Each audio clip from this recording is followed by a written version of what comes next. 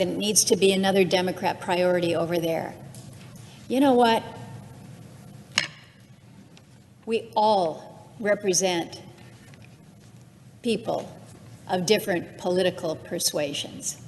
My job as a senator from the state of Alaska is to represent all those Alaskans.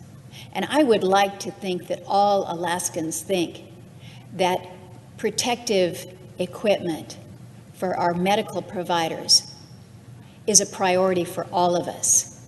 I would like to think that it's a priority for all of us, for all Alaskans, that we say it is best to keep those employees as part of your business, to keep that held in place until we can get on the other side of the immediacy of the health crisis, so that we can work together to avoid a further economic crisis. But instead of this Monday, the American public and Alaskans who are counting on me back home, instead of them being able to see this hope from their elected leaders that we've got it, that we understand the urgency, what they see are the partisan words. What they see is an empty chamber. What they hear is as much a measure of dysfunction as everything that they see in their world around them right now. One of the things that our governor has done, and he's made some hard choices in the past week to 10 days.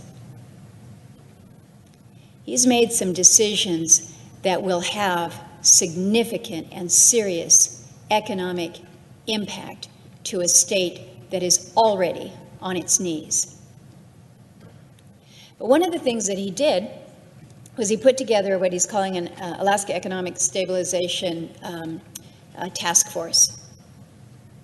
And this conservative Republican governor has appointed two co-chairs. One co-chair is a former Republican governor, Governor Sean Parnell, and the other one is one that many of my colleagues here in the Senate know, former Senator Mark Begich. Politically, you couldn't have two different guys who are ahead of this task force. But it sent a signal to Alaskans that, look, we are all in this together, that there are no Republican solutions, there are no Democrat solutions, there are just solutions, and we better figure them out. And the state of Alaska is working real hard to do that. I was just visiting with some of our Alaska labor leaders, and in addition to the issues that we're talking about, they're telling me that their members they're out making personal protective equipment. They're getting the sewing machines out, they're getting the fabric at Joann's Fabrics, and they're just making things. They're doing what needs to be done.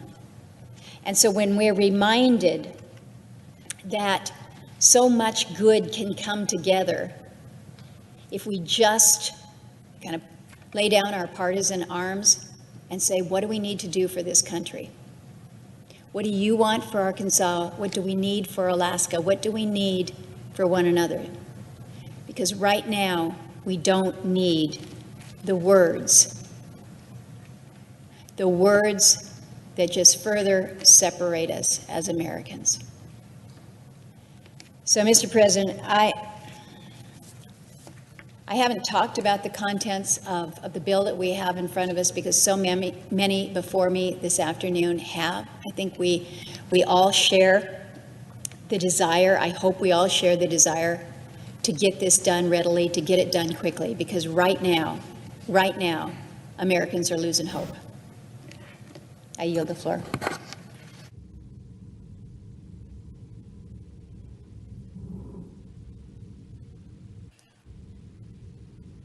Mr. President. The senator from Indiana. Mr. President, growing up, my dad used to tell me on a regular basis that you should never speak up unless you can improve upon the silence. I've tried to take that to heart.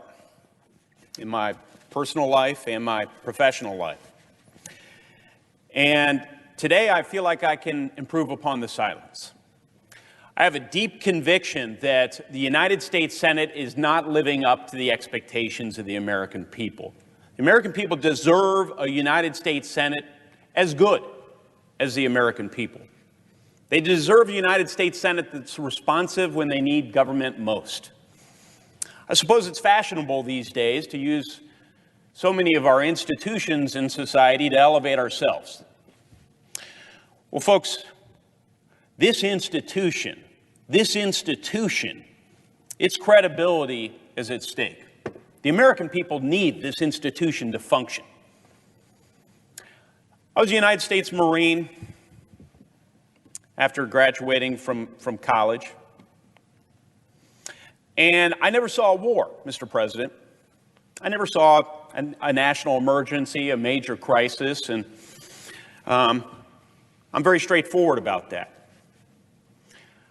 But I have to say, I was ready for a war. I was prepared for that big day when the United States of America really, really needed me. And I made sure all my Marines were prepared. We were prepared to do our duty when it mattered most. As it relates to this pandemic, I have to say the American people are ready. Look around. Makes you proud.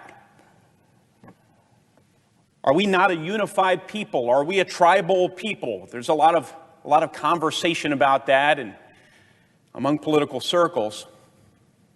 Spend some time in my neighborhood. Spend some time back home in Indiana right now. Maybe it took some separation, some social distancing. Maybe it took some time away from work, some time away from social gatherings. Maybe it took cancellation, unfortunately, of March Madness, NCAA tournament, to remind us all that we're deeply connected with one another, and we long for those connections, regardless of political philosophy, regardless of the fact that we have an election going on. That's not what is real important to regular people. Americans are coming together. They're ready for this emergency. And this is indeed an emergency, make no mistake. Look across the country, all the National Guards that are being mobilized. This is an emergency that the people of my home state have been responding favorably to. The Senate needs to as well. Folks in my neighborhood are putting bags of groceries on people's doorstep that are unable to go out and get groceries themselves. I know this from my own family. They're calling senior citizens they know that they think are probably lonely at this time. They're coming together. Back in Evansville, one of my friends, JP, he's a business owner. He's very active in the community. We're on the phone the other day.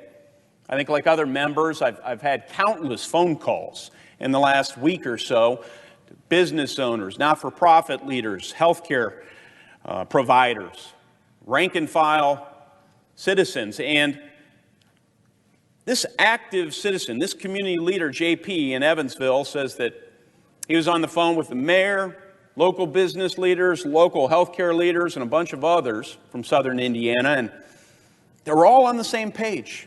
They figured out how to come together, how to solve local problems together.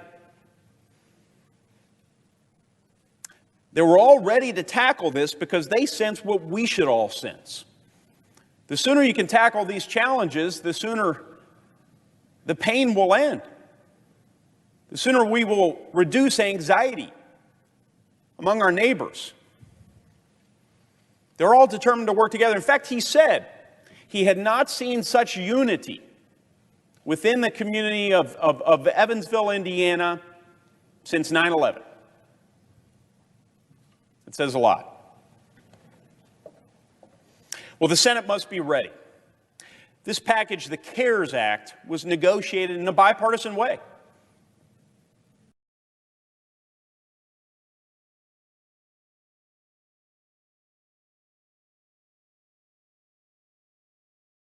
To Democrat.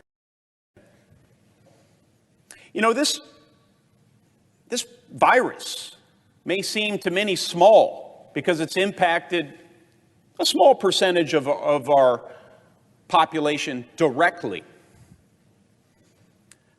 But I have to say, its impact is growing rapidly.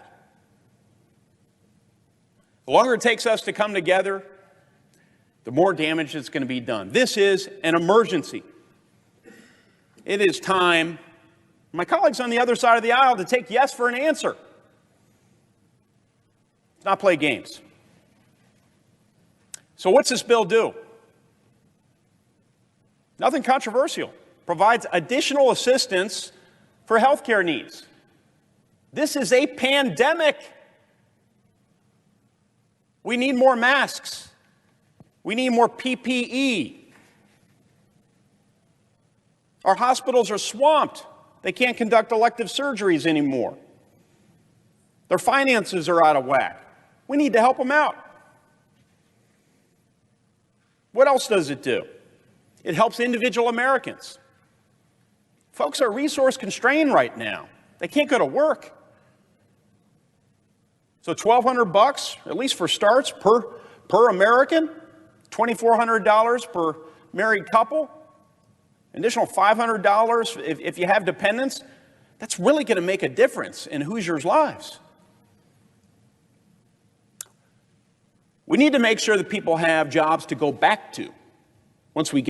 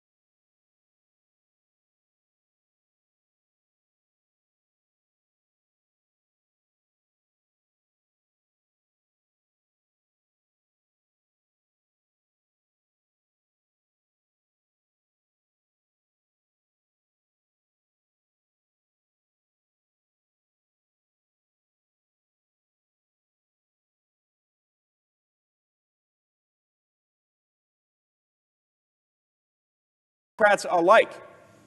Stand up, speak out. Send emails, tell your neighbors. It's time for this body to move. It's time for us to deal with this crisis once for all. We'll make America great again from the bottom up. Doesn't have to take that long. We can bounce back. But the longer we wait, the harder it will be. Let's do our jobs. Thank you, Mr. President. The senator from Oklahoma. Mr. President, we're getting a lot of redundancy around here, but it's worth it. You know, I've been sitting here for several hours now, listening to my colleagues. I don't recall in the 25 years I've been here of seeing this happening over and over again, and everything that is said is so significant. Because, you know, when the senator from Alaska talked about the fact that we're all in this together, you know, we are, and things were going well for a while. I'm actually gonna, I think, end with a little bit of an optimism right now, and I may be the only one doing that, because I think something's going to happen tonight. I think it has to happen tonight. We don't have the luxury of waiting. Now, I've never seen a crisis like this. We're not used to dealing with crises. Gosh, we've been through wars. We've been through things that we've considered to be a crisis. This is a different dimension. We're talking about people, you know, who are dying. You know, coronavirus, you know, we all know where it came from. Wuhan in China.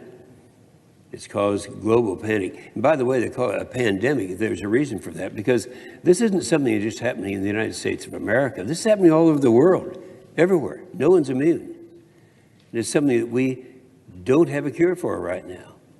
You know, when the senator from Indiana kept using the word emergency, this is an emergency. It's an emergency unlike any that we've seen so far. I mean, it's something that's highly contagious, something that we can't do anything about.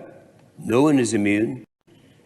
As of Sunday, according to the World Health Organization, there are 292,000 cases globally and almost 13,000 deaths. Let me put that in a different perspective, because I have had the honor in the last several days, and I'm talking about including the weekend, of talking to people in Oklahoma. And I've talked to, I think this morning, we talked to every single radio, television, and newspaper in the state.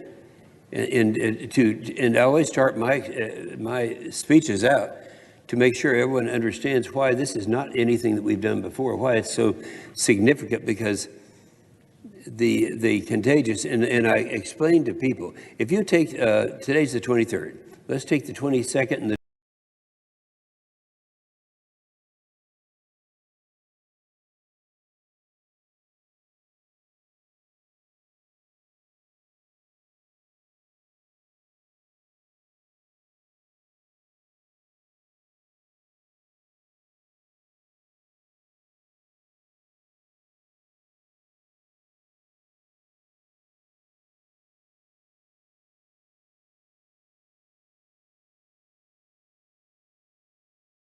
'21st. If you for that, it was 13,714. Now that's globally.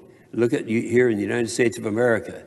In 2020, it was 10,500 people who contacted it, and then just 2 days later, it was 31,000. It tripled in 2 days. That's what we're facing right now on the deaths. They tripled in the same thing. 150 deaths on March 20th, 390 deaths on the 22nd, 2 days later. Now that puts it in a category. We've never had anything like that to talk about. And people, you know, the reason I do that, and when I'm talking to people in Oklahoma, it's like a lot of people, and I've been in this position before, when it looked like we're overreacting, we look like we're creating a crisis, something that hasn't happened before. Well, in this case,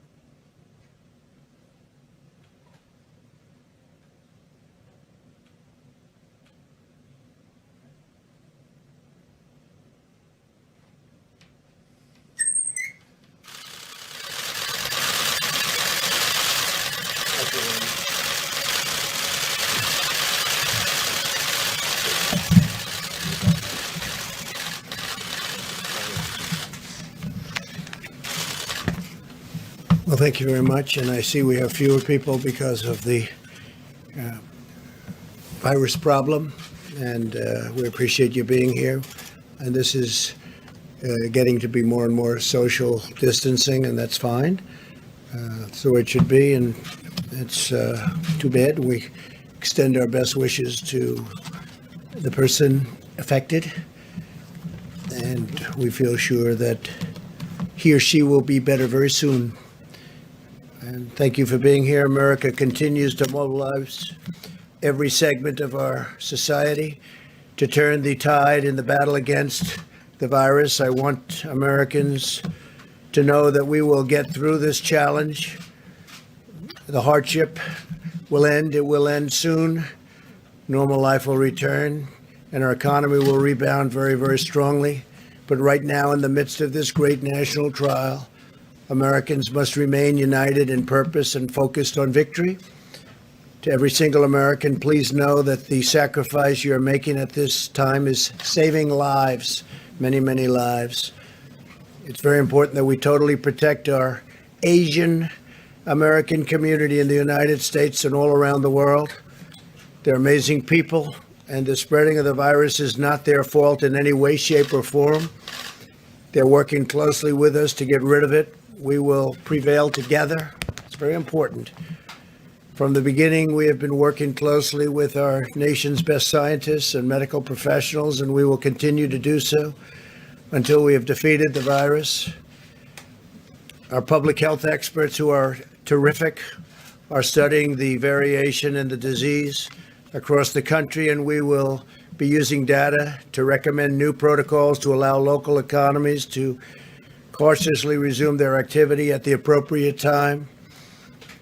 We also have a large team working on what the next steps will be once the medical community gives a region the okay, meaning the okay to get going, to get back. Let's go to work. Our country wasn't built to be shut down. This is not a country that was built for this. It was not built to be shut down. My administration continues to work with Democrats and Republicans to reach an agreement on an urgent relief bill for the millions of American workers and small businesses and large businesses that were badly affected by the medical difficulty that we've had. If you had a viable business in January, we are committed to ensuring the same is true in the coming weeks. In fact, we want to make it even better than it was before, and we're doing things to help in that regard. America will again and soon be open for business, very soon, a lot sooner than 3 or 4 months that somebody was suggesting, a lot sooner. We cannot let the cure be worse than the problem itself. We're not going to let the cure be worse than the problem. At the end of the 15-day period, we'll make a decision as to which way we want to go, where we want to go, the timing, and essentially we're referring to the timing of the opening, essentially the opening of our country, because we have it pretty well shut down in order to get rid of this invisible enemy. 2 weeks ago, we moved at record speed to pass paid sick leave and paid family medical leave and approved $8 billion, including money for the development of treatments and vaccines, and we're doing tremendous work on both fronts. The vaccines are coming along very quickly. Now Congress must demonstrate the same bipartisanship again and join together to pass the Senate bill as written and avoid playing any more partisan games. They have to get together and just stop with the partisan politics. And I think that's happening. I got a call a little while ago. I guess they're getting closer. It should go quickly. And it must go quickly. It's not really a choice. They don't have a choice. They have to make a deal. This should not be a time for political agendas, but rather one for focusing solely and squarely on the needs of the American people. We are going to save American workers, and we're going to save them quickly.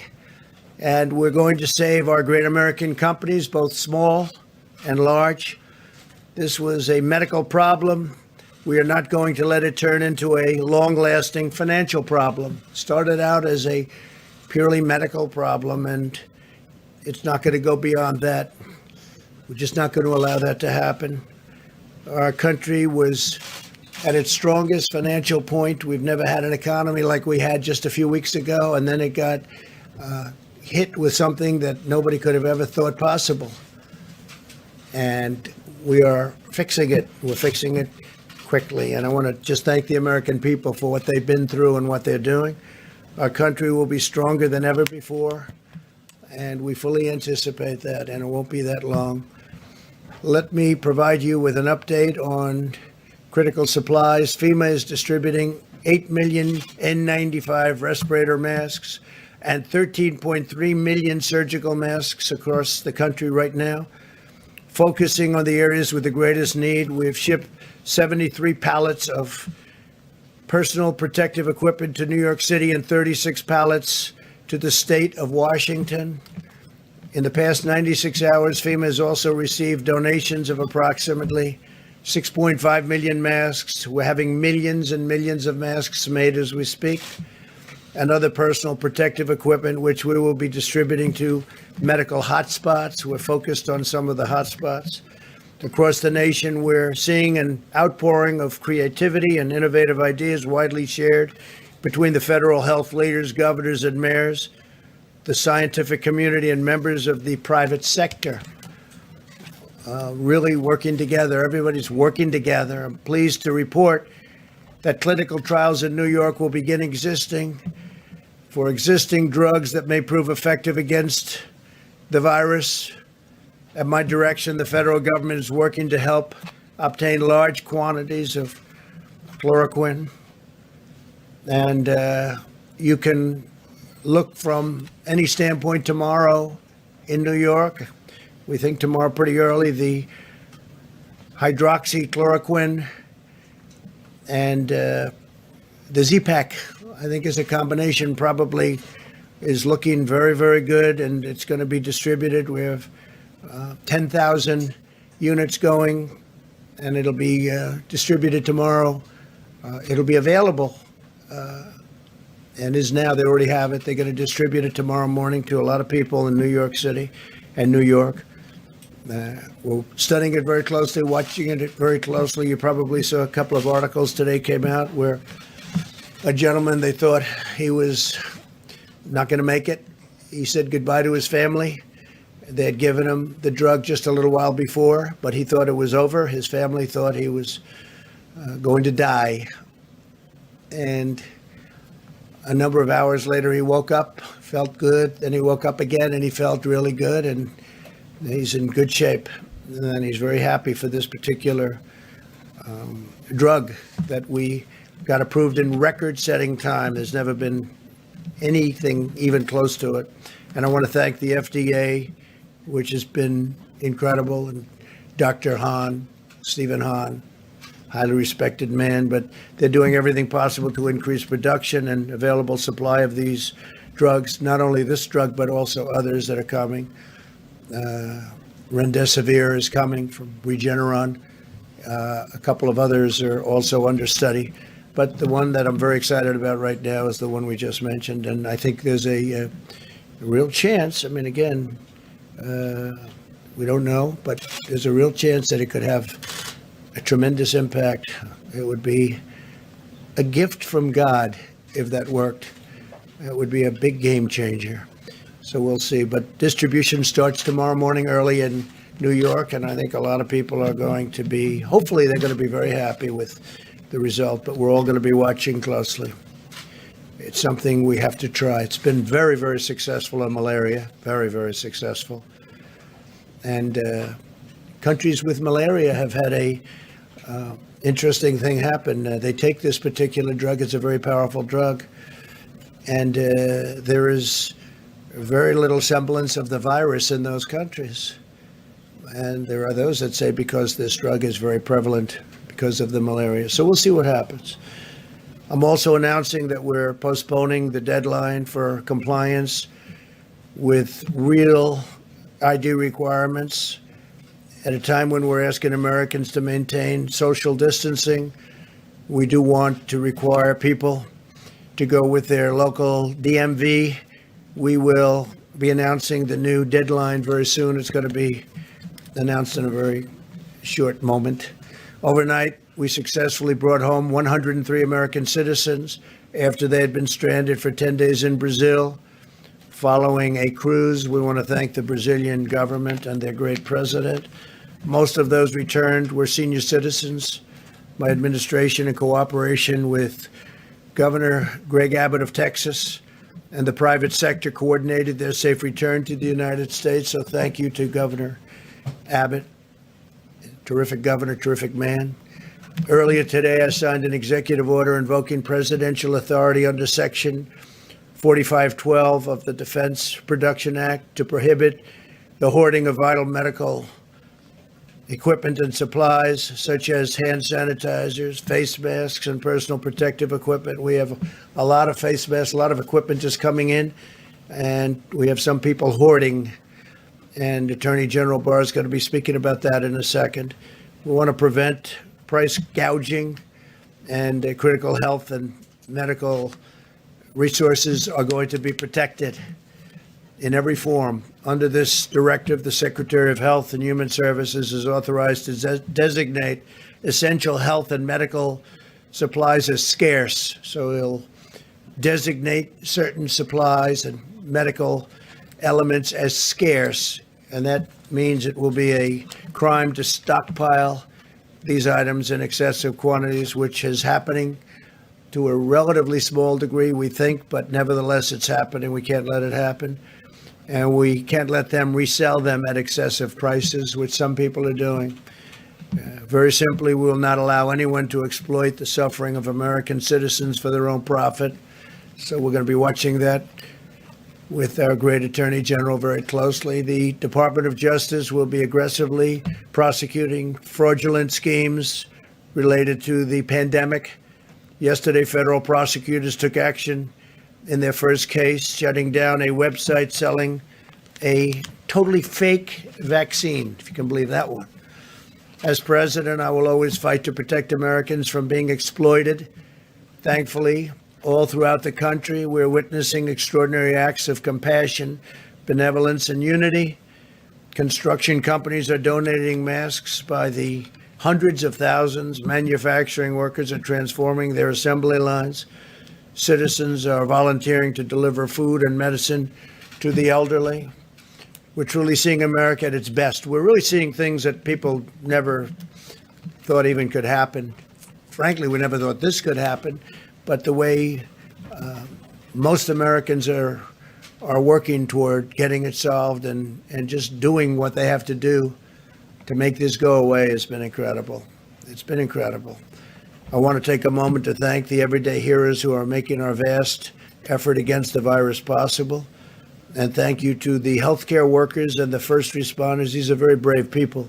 Thanks also to the hardworking men and women of Federal Express, UPS, United States Postal Service, and the truckers who are maintaining our supply chains and supply lines. We thank you very much. Great job. We also want to give our regards and thanks to everyone at our grocery stores working the night shift so that shelves can be restocked, and the restaurant workers and delivery drivers keeping our families fed. So many of these restaurants, it's incredible. They're doing service where people come and they pick it up, delivery. I mean, it's been incredible what they've been doing. Totally different business than they were in, other than they cook food. Other than that, it's like a totally different business. Most of all, I want to thank the American people for rising to the challenge and showing incredible courage, determination, patience, grace, and grit. From New York to Seattle and everywhere in between, of selflessness and sacrifice and ingenuity are a powerful testament to the American character. It's really being shown. It's really showing up at a level that people are really respecting. All over the world, they're respecting. And the world has problems. We're at 148 countries now. 148 countries are affected by the invisible scourge. And all of the uplifting reflections of the American spirit are out there for everyone to see. Together, we will care for our fellow citizens, and we will win this war, and we'll win it much sooner than people think. And we'll be back in business as a country pretty soon. You'll be hearing about that also pretty soon. Now I'd like to ask Attorney General Bill Barr to say a few words, and we'll take questions in a little while. Thank you.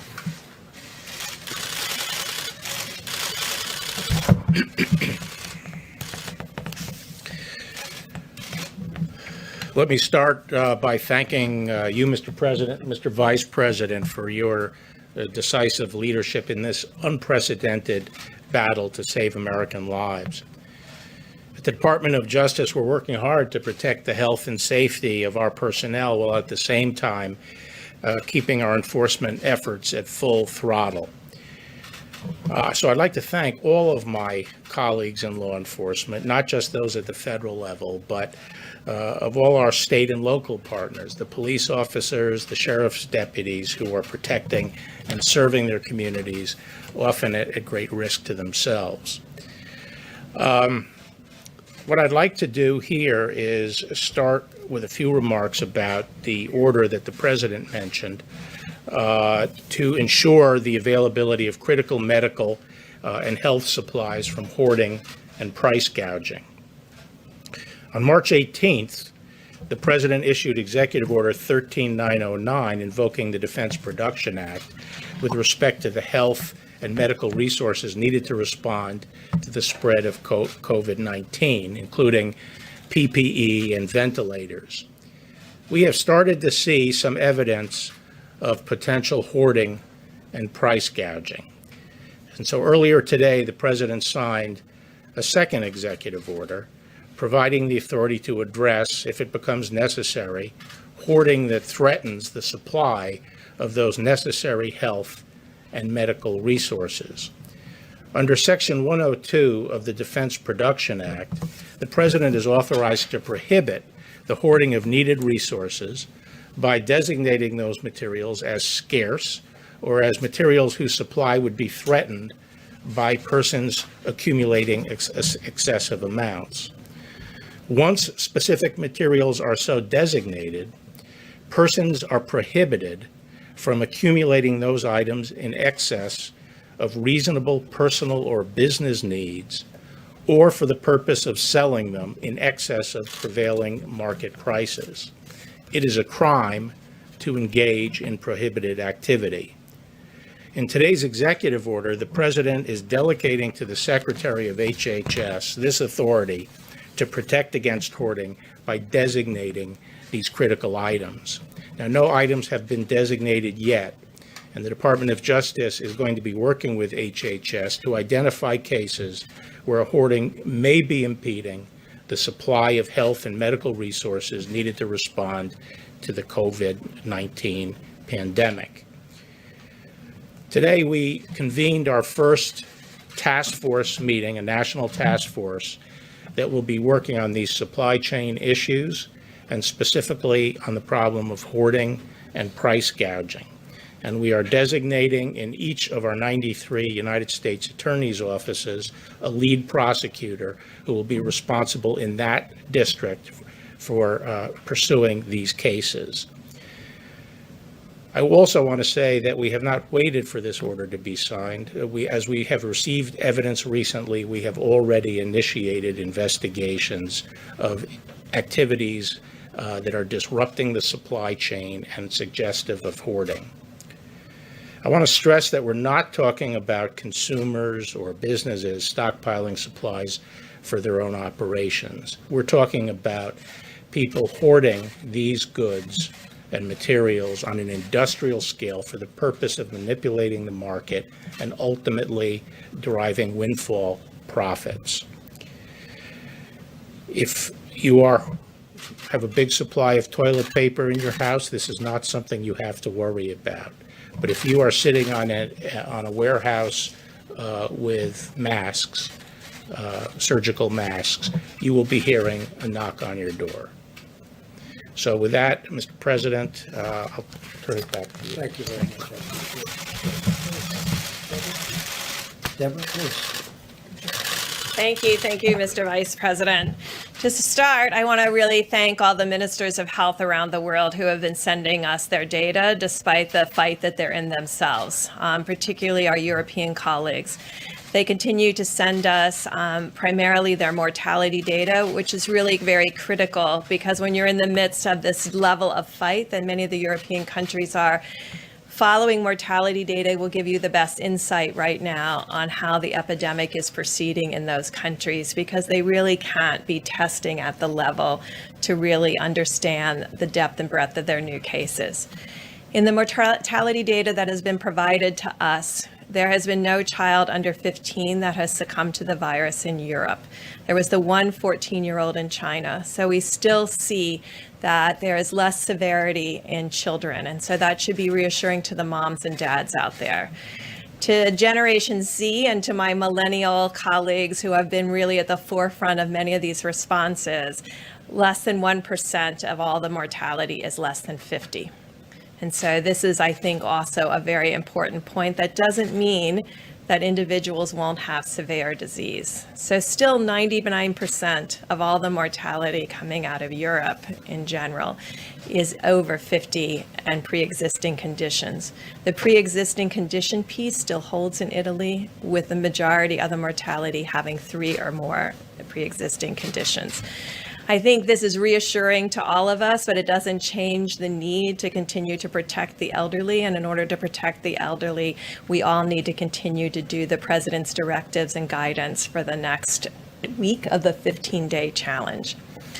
Finally, I wanted to really close by thanking the laboratory personnel that have been at the front lines. 250,000 tests have been run in the last 7 days. This happened because these large commercial laboratories are doing round-the-clock runs. And remember, all of them are being exposed to the virus in the same way from the swabs. Yet tirelessly, they have worked on and on to get those results available. They are still getting more tests than they can run per day. That's because we were primarily expanded into what we call the Roche high-throughput tri-core machine. Those results have been getting to the clients, and we've asked them to prioritize hospitalized patients. There was a breakthrough today, and I think you'll see this from the FDA, for all of those of you who are waiting for self-swabbing options. Those are going to be available sometime this week to be able to individuals do their own tests. That said, remember, these platforms are keeping up with those who need to be diagnosed in the hospitals and those who come to the emergency room quite ill, so that hospital beds can be freed up for those that don't have COVID. So that will be critical, that if you don't need a test and if it doesn't change your clinical course, do not come in to be tested. And I think that mortality data that I gave you should be very reassuring to all of you. Finally, to conclude, New York City. The New York metro area of New Jersey, New York City, and parts of Long Island have an attack rate close to 1 in 1,000. This is 5 times what the other areas are seeing. Through the high throughput lab investigations, we're finding that 28% of the submitted specimens are positive from that area, where it's less than 8% in the rest of the country. So to all of my friends and colleagues in New York, this is the group that needs to absolutely social distance and self-isolate at this time. Clearly, the virus had been circulating there for a number of weeks to have this level of penetrance into the general community. Thank you very much, Deborah. Thank you, Mr. President. The White House Coronavirus Task Force met today, but we also convened, at the President's direction, a conference call with the nation's governors. We focused on efforts at mitigation, at testing, and supplies. We discussed the President's recent approval of disaster declarations for Washington and California and New York. But we also assured governors who've submitted major disaster declarations that we will be reviewing them in an expeditious manner to ensure the full resources the federal government are brought to bear. The President wanted us to make it clear that the federal government will do whatever it takes to support an effort that is locally executed, state managed, and federally supported. We reiterated that to our governors today, listened to them about their specific needs, and frankly, made it clear to them that while the President has published at coronavirus.gov the 15 days to slow the spread for every American, and millions of Americans are addressing these common sense guidelines to prevent the spread of the coronavirus in the days ahead, we made it clear to the governors that this President and this administration fully supports decisions that governors are making in communities and states that are particularly impacted by the spread of the coronavirus, and we are grateful for their efforts. We also spoke to the governors about the importance of the legislation that is currently being negotiated on Capitol Hill, and asked them to encourage members of the House and the Senate to move very quickly. The bill that is currently being negotiated, the President said that he believes will be resolved soon, and we're encouraged by it. Will speed direct payments to families. The average family of four will receive $3,000 directly. There'll be payroll subsidies for small businesses around America to keep people on the payroll while they might be required to stay home. Unemployment insurance benefits, assistance to hospitals and major industries. And we continue to urge the Congress to act and ask the governors to engage their delegations. On the subject of testing, we reiterated our thanks to states across the country that are rapidly expanding testing at drive-through sites and at community sites. As Dr. Birx just reflected, because of the unprecedented public and private partnership that the President initiated with our commercial labs, we stand here today with 313,000 tests having been completed, with the test results delivered to Americans, and still somewhat more than 41,000 have contracted coronavirus. But this state-run effort is continuing to receive the full support of our team at FEMA and at the U.S. Public Health Service. We're deploying personnel, we're deploying resources, and testing is literally expanding around the country by the hour. As Dr. Birx also mentioned, the FDA has been in the process of reviewing less invasive methods of testing. The President and I both reflected on the fact that we have been tested, and we've been working with the FDA to make it possible for self-collected nasal swabs, where individuals could, at the end of their nasal passage, collect a sample. And I'm pleased to report that self-collected swabs can now be collected in clinics and at drive-through testing sites. This will expedite the testing process, of course, but it will also reduce the risk to healthcare providers for exposure to the coronavirus, and it will minimize the drain on personal protective equipment.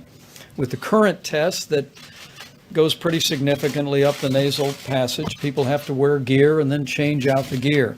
And this new self-administered test will actually not require the drain on personal protective equipment, and it's all a part of our effort, as Admiral Polovchek will discuss in just a few moments, to meet the supply needs that we have across the country, but to meet them with efforts at conservation as well.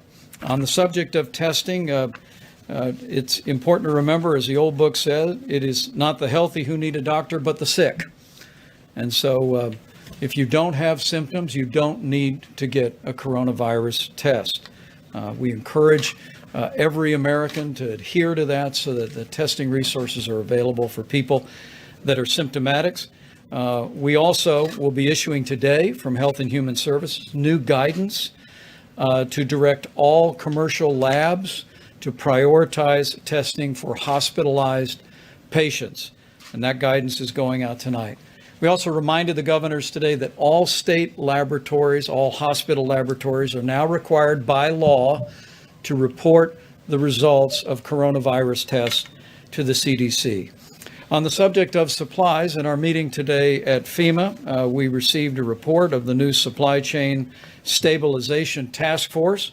Rear Admiral John Polovchek is leading that up at FEMA, and the task force is working to identify medical supplies that exist in the marketplace today, to evaluate the national stockpile, and also working with industries around the country to produce even more of the critical medical supplies. And as the president said, businesses across America are stepping up, and maybe as never before in our history. 3M, in fact, has diverted 500,000 N95 masks from commercial customers, and they're being delivered today to New York and Seattle. Facebook, we would acknowledge, has donated their emergency reserve of over 700,000 N95 masks to healthcare workers. And these are just a few examples of the generosity of businesses. We're also seeing companies step forward to repurpose their manufacturing facilities to create ventilators, to create equipment. And I know I speak for the president when I say how grateful and proud we are for that. We also discussed with the governors a real breakthrough on the availability of ventilators.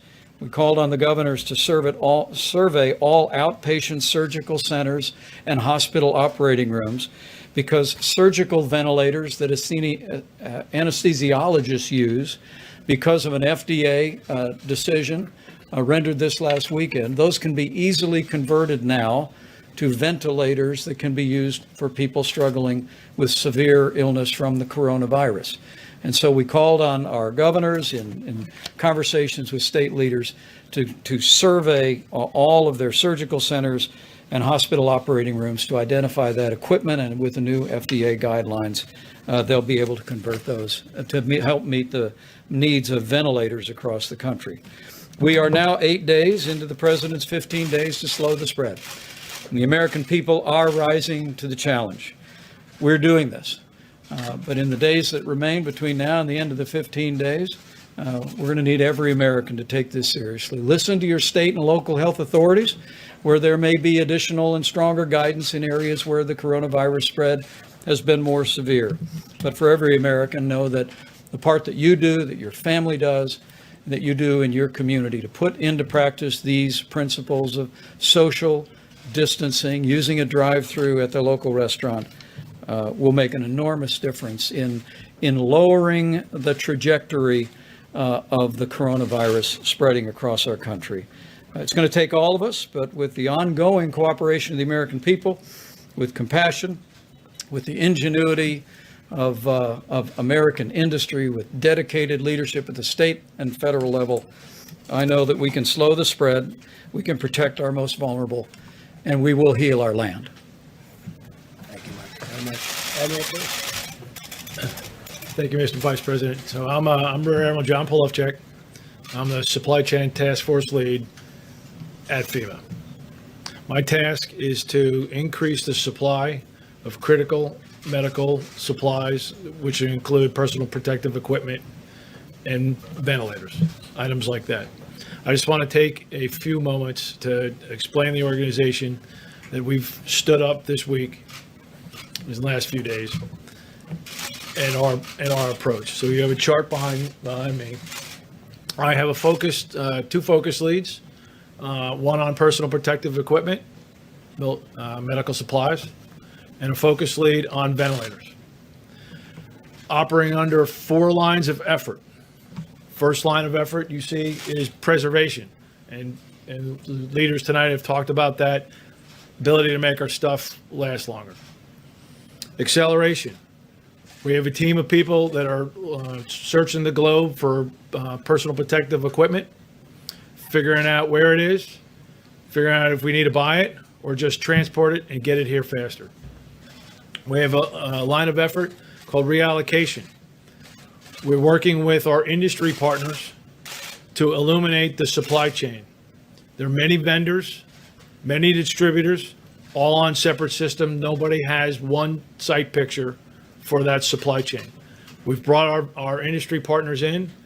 We're weaving that together to make better allocation decisions and understand where it is and where it needs to go.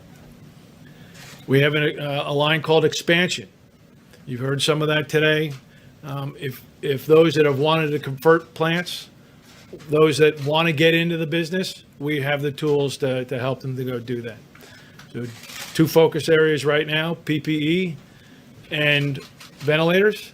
4 lines of effort working the problem of the task to get more here, increase the supplies.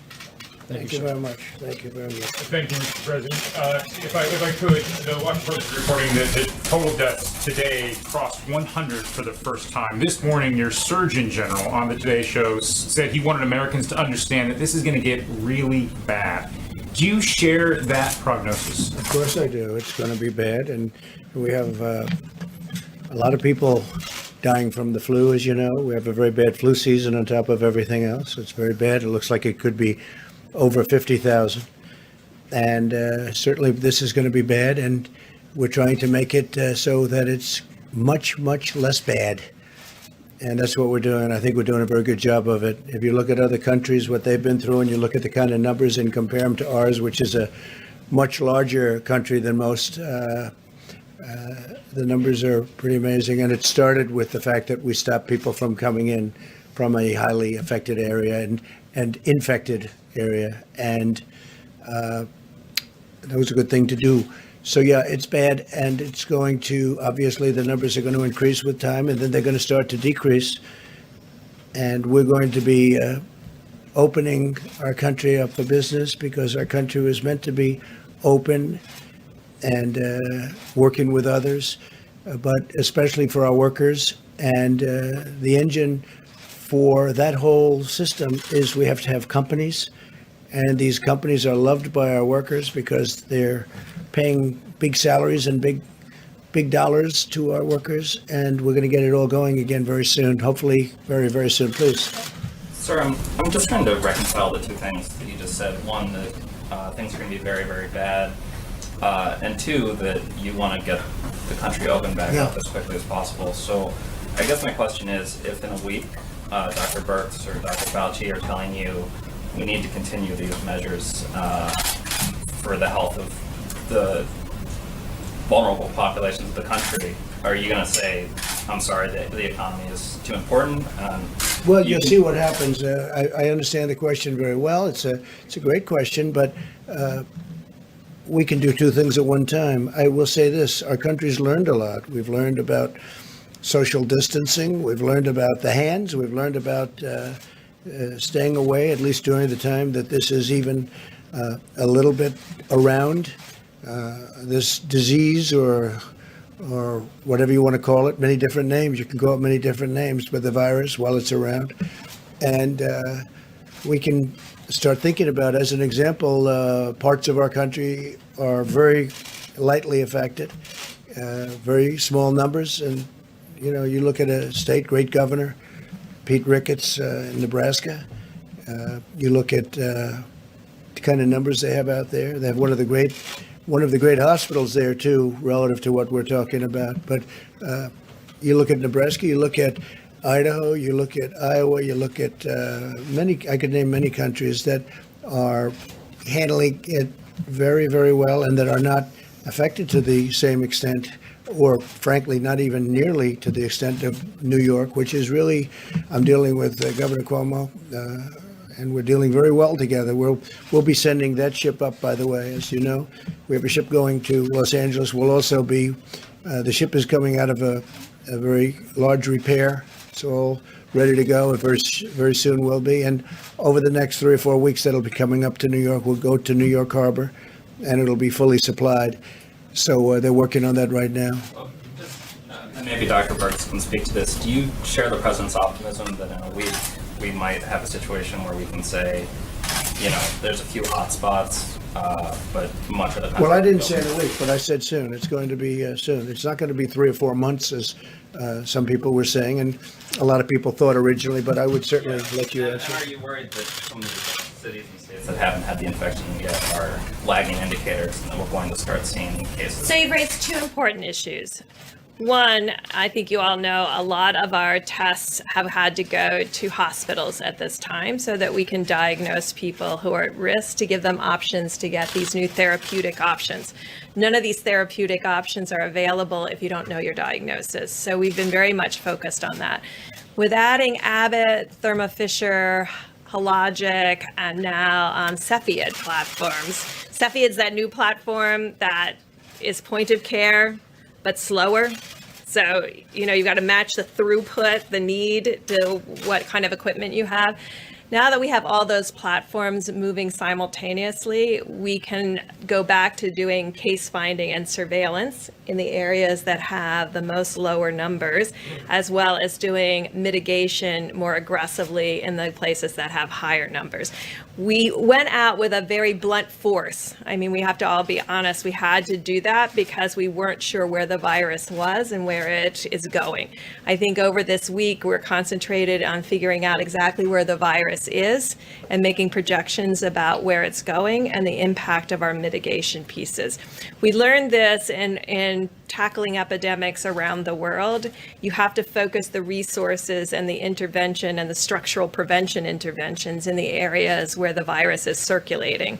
Otherwise, people never understand why you're doing this and they don't have any virus. So it has to be very tailored geographically, and it may have to also be very tailored by age group, really understanding who's at the greatest risks and understanding how to protect them. But there's data showing that in 3 months, as the president said, we won't need to follow these broad guidelines that he's The laid out. only data that we all have, and I think you all know what it is, the two areas that have moved through their curve is China and South Korea.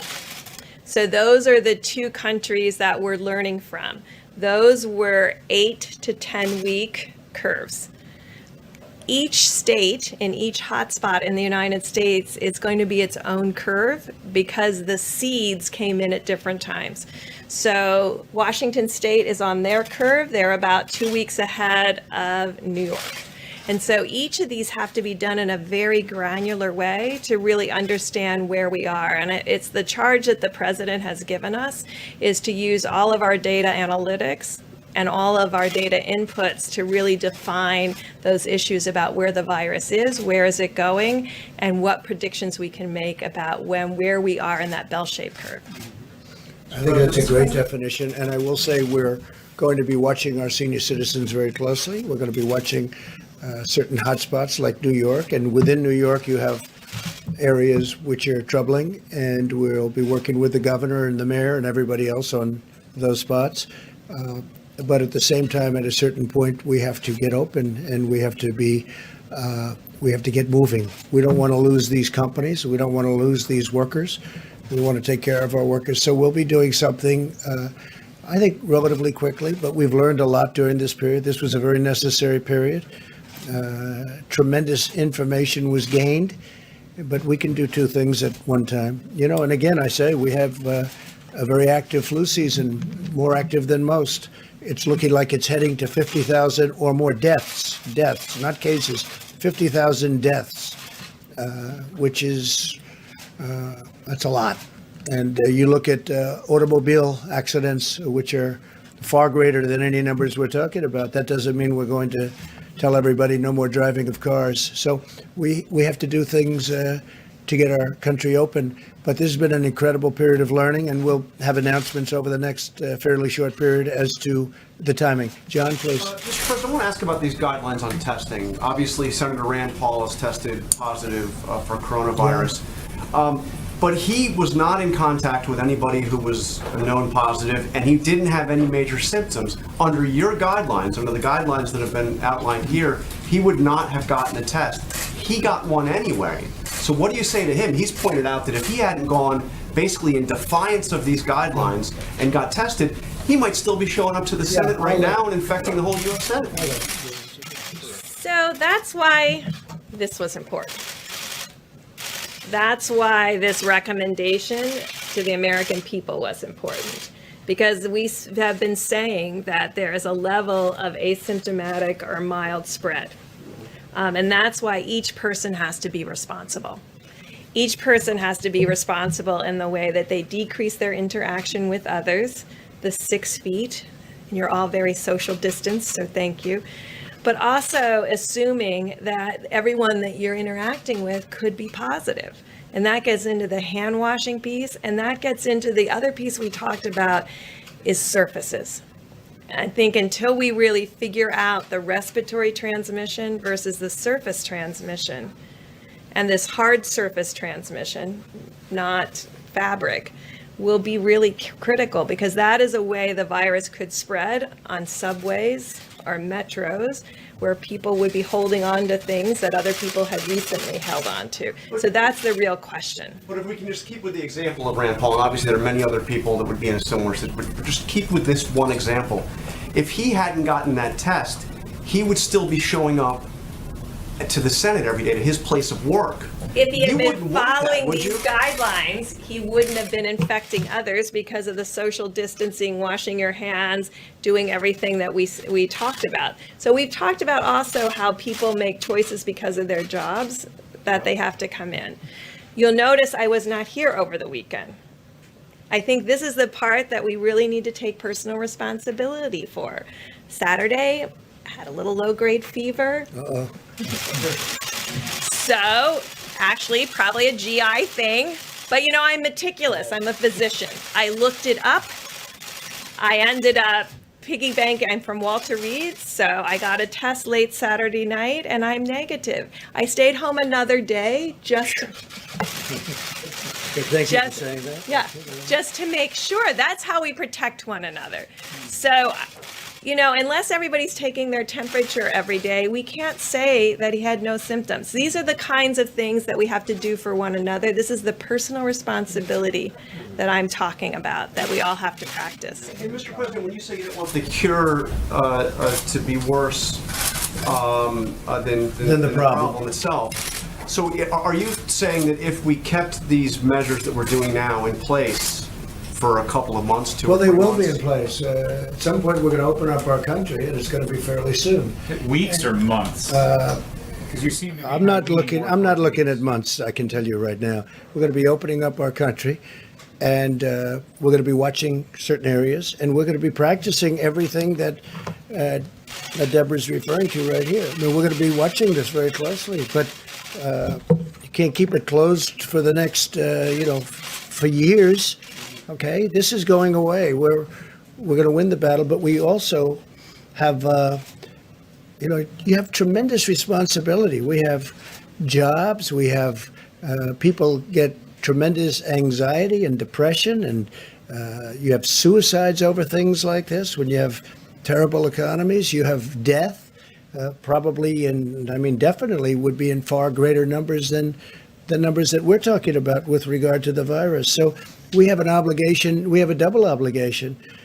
We have a great country. There's no country like it in the world, and there's no economy like it in the world. I mean, we were just blazing. We were coming out with numbers that some numbers weren't even reported because it was already this had happened. They were meaningless. I got numbers about myself that were meaningless because by the time the numbers came in, it's a whole different world with this. But I will tell you that we can do both things, John. We can do them both at the same time. I mean, that's okay.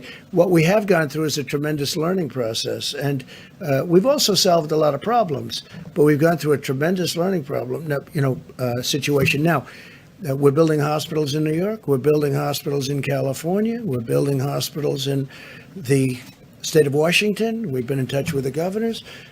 Today, I spoke with a man that I happen to like. I spoke with Phil in New Jersey, and we're going to be doing something very meaningful in New Jersey.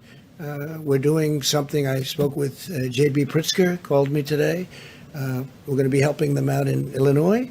We're doing a lot of things in Florida. We're doing a lot of things. And between FEMA and the Army Corps of Engineers and the Admiral in your group, in terms of the purchasing, that's what he does. He purchases. He's supposed to be great. I'll tell you in about 2 days. but he's going to do a fantastic job. So we have an incredibly talented group of people. But yeah, we'll be doing 2 things and 3 things at one time. Well, at the same time, though, we're going to be watching very closely the hotspots. We're going to be taking care and watching very closely our senior citizens, especially those with a problem or an illness. We're going to be watching them very, very closely. And we can do that and have an open economy, have an open country. And we have to do that because that causes other problems. And maybe it causes much bigger problems than the problem we're talking about now. You understand? Jeff, please. Mr. President, following up on that same topic and on your tweet, do you think that the cure so far has been worse than the problem? I think the cure has been very tough. This has been this was an operation. This was somebody going to a doctor and saying, you need an operation. And we've had an operation. We've learned a lot. And we fixed a lot of problems. One of the things we fixed is, if you look at the obsolete system that this administration inherited, it wasn't meant for this. It was meant for a small group of people. And even for that, it was not very good and very obsolete. We now have a testing program now that will hopefully be able to be used for many years into the future should we have another event like this. I don't think you'll have another event like this. This is very unique. You look back into time, you look back decades and decades. We can name them all, even if you go back 10 years. You go back to '09, but that wasn't like this, as it turned out. But they lost a lot of people. We were early, Jeff, because of the fact that we closed early. That was a big move. Please, Kristen. Yeah, go ahead, Jim. You had said previously, I think from this podium, that the virus could still be with us through July or August. By suggesting now that we might, or that the government might change these standards or these recommendations. Well, it's not change. We're doing things. Yeah, this was a learning experience for the people of the country. I'm just wondering if the time frame has changed for you. The July-August time frame of when you think the virus will be under control. Well, I think we've learned a lot. I think that there's so much discipline now that we never had. Nobody ever said, don't shake hands. I did actually before I became a politician. Once I became a politician, then it's hard getting used to not doing it. Because, you do it with everybody, with literally thousands of people a week. You're shaking hands with big groups of people. We've learned a lot. There's a great discipline that this whole country has learned, having to do with distancing, having to do with shaking hands. I think a lot of it's going to stay long after the virus is gone. I really think it's probably good practice anyway, but I think it's going to stay long after the virus is gone. But we have to open our country, because that causes problems that, in my opinion, could be far bigger problems, far bigger. This is a severe medical situation that could cause problems far beyond the medical, and then increase the medical problems to things that had nothing to do with this original medical problem. We can't let that happen to our country. We have the greatest country in the world. I'm not going to let that happen. But this 2 weeks that we have spent has been an incredible learning period and process. Please, Kristen. I have 2 questions for you. One, you said it's likely going to be weeks, not months, before you suggest easing these guidelines that you put out. Have any of the doctors on your team told you that's the right path to pursue?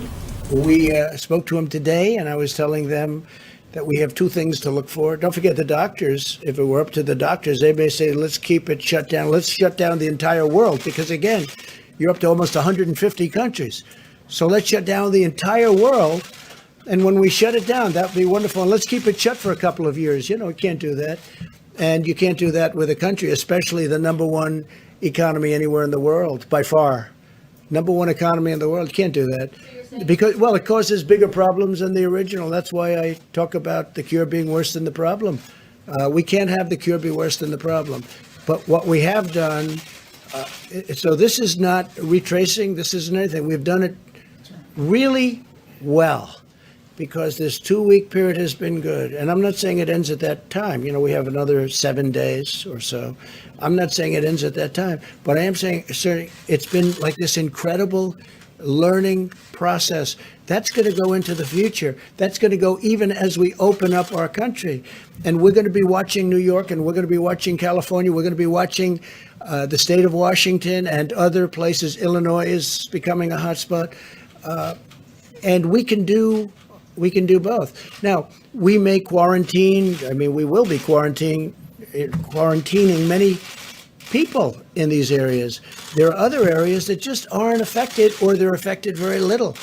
And why would we close down 100% of the country? There are areas within New York where New York will be open, but there are areas within New York. Remember this, New York has the New York Stock Exchange. It has NASDAQ. It has the exchanges.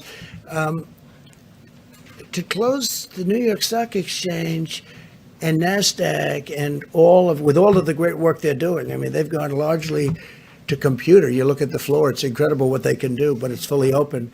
But we don't want to be doing that. But we can do, what I'm saying basically is that we can do two things simultaneously.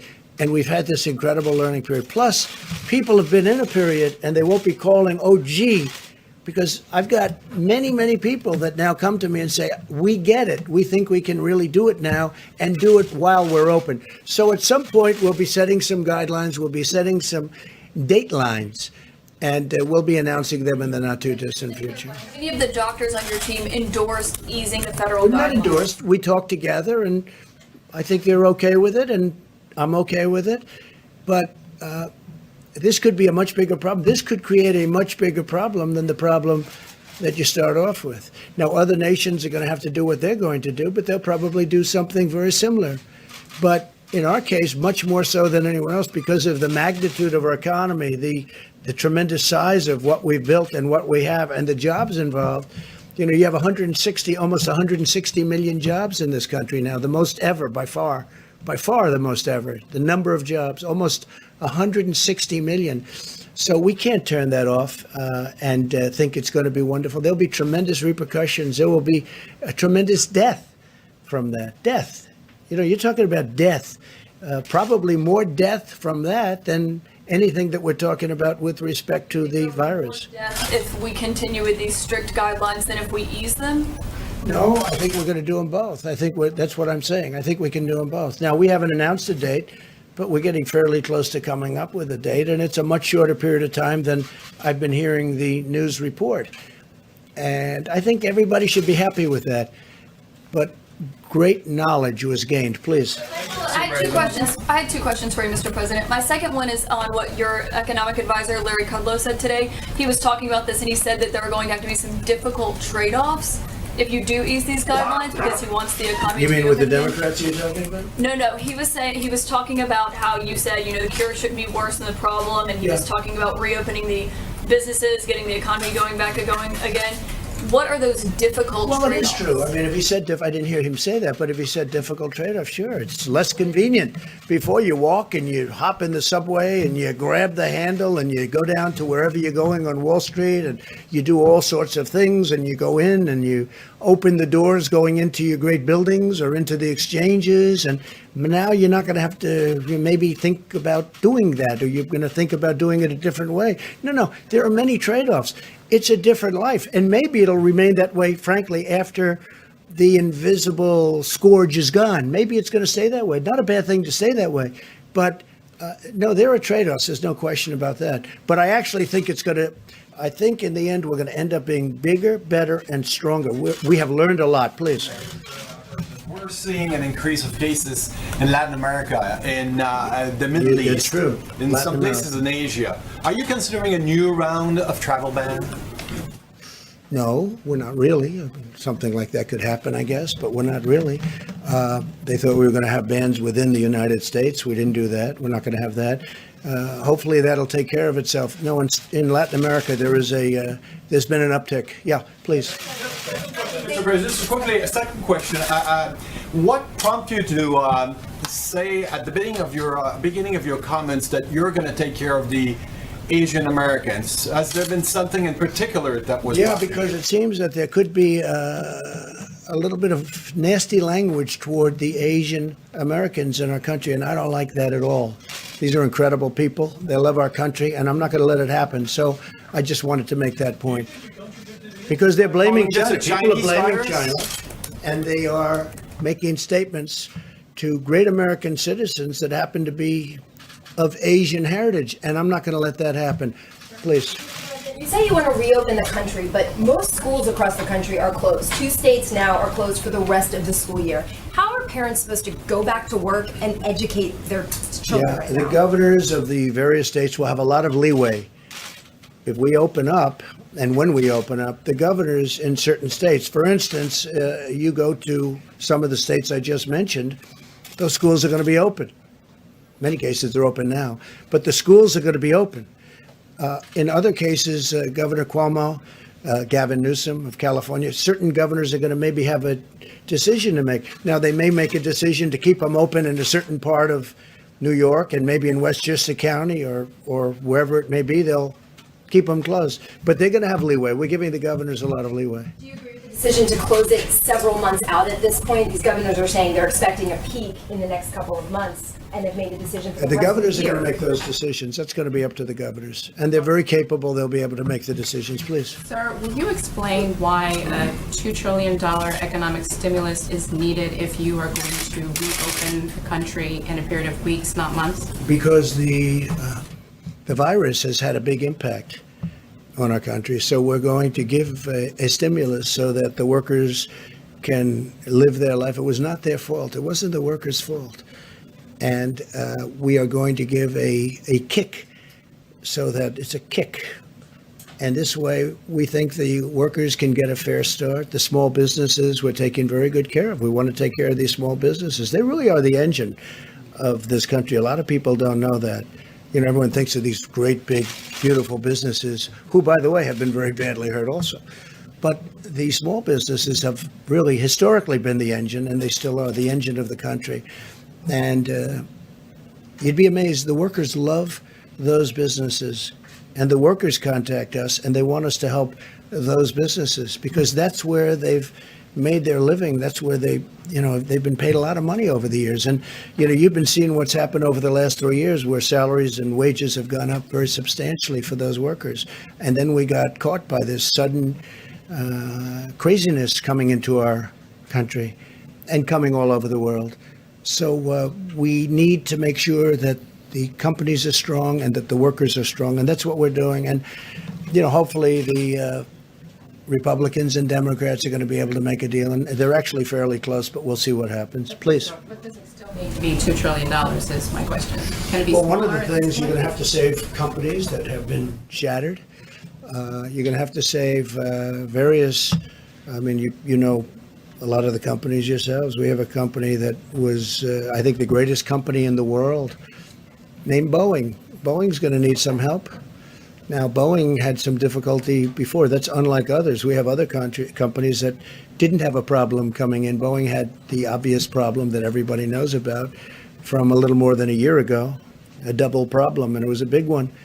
And then on top of it, as they're getting ready to really show their stuff, on top of it, we all get hit by this. And obviously, the airlines are going to have a problem, but the airlines aren't going to be buying from Boeing or from anybody else right now because of this difficulty. So we have to work with the airlines. We have to work with the cruise lines. We have to work with the companies like a Boeing, because Boeing's a potentially, again, a great company. It had a very rough period of 13 months, a very rough period, a horrible period, an unbelievable period. If you would have told me this would have happened to Boeing, I wouldn't have believed it, because to me it was, truly one of the truly great, probably almost 1 point of GDP, if you can think of that. It's hard to believe that a company could have that kind of an impact. But Boeing, we have to work with it for two reasons. Number one, it's a great company that we have to save. Number two, it produces unbelievable numbers of jobs.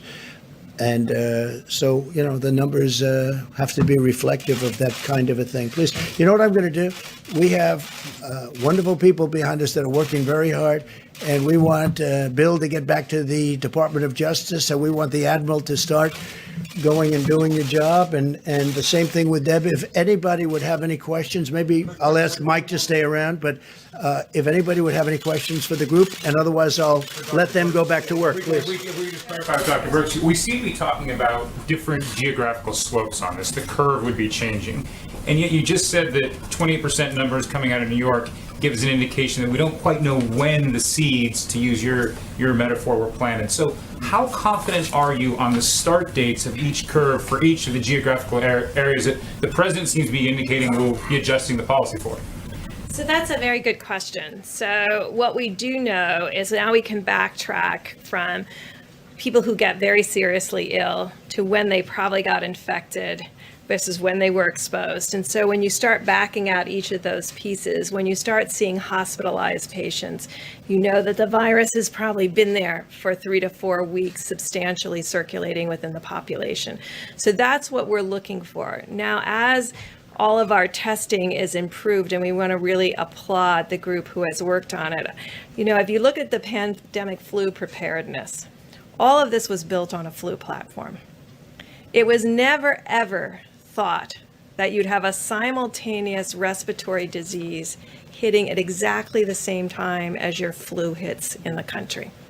And so when you're doing all of your flu surveillance, you could have small cases of these pneumonias and flu-like illnesses characterized as a flu-like illness for the last 4 to 6 weeks.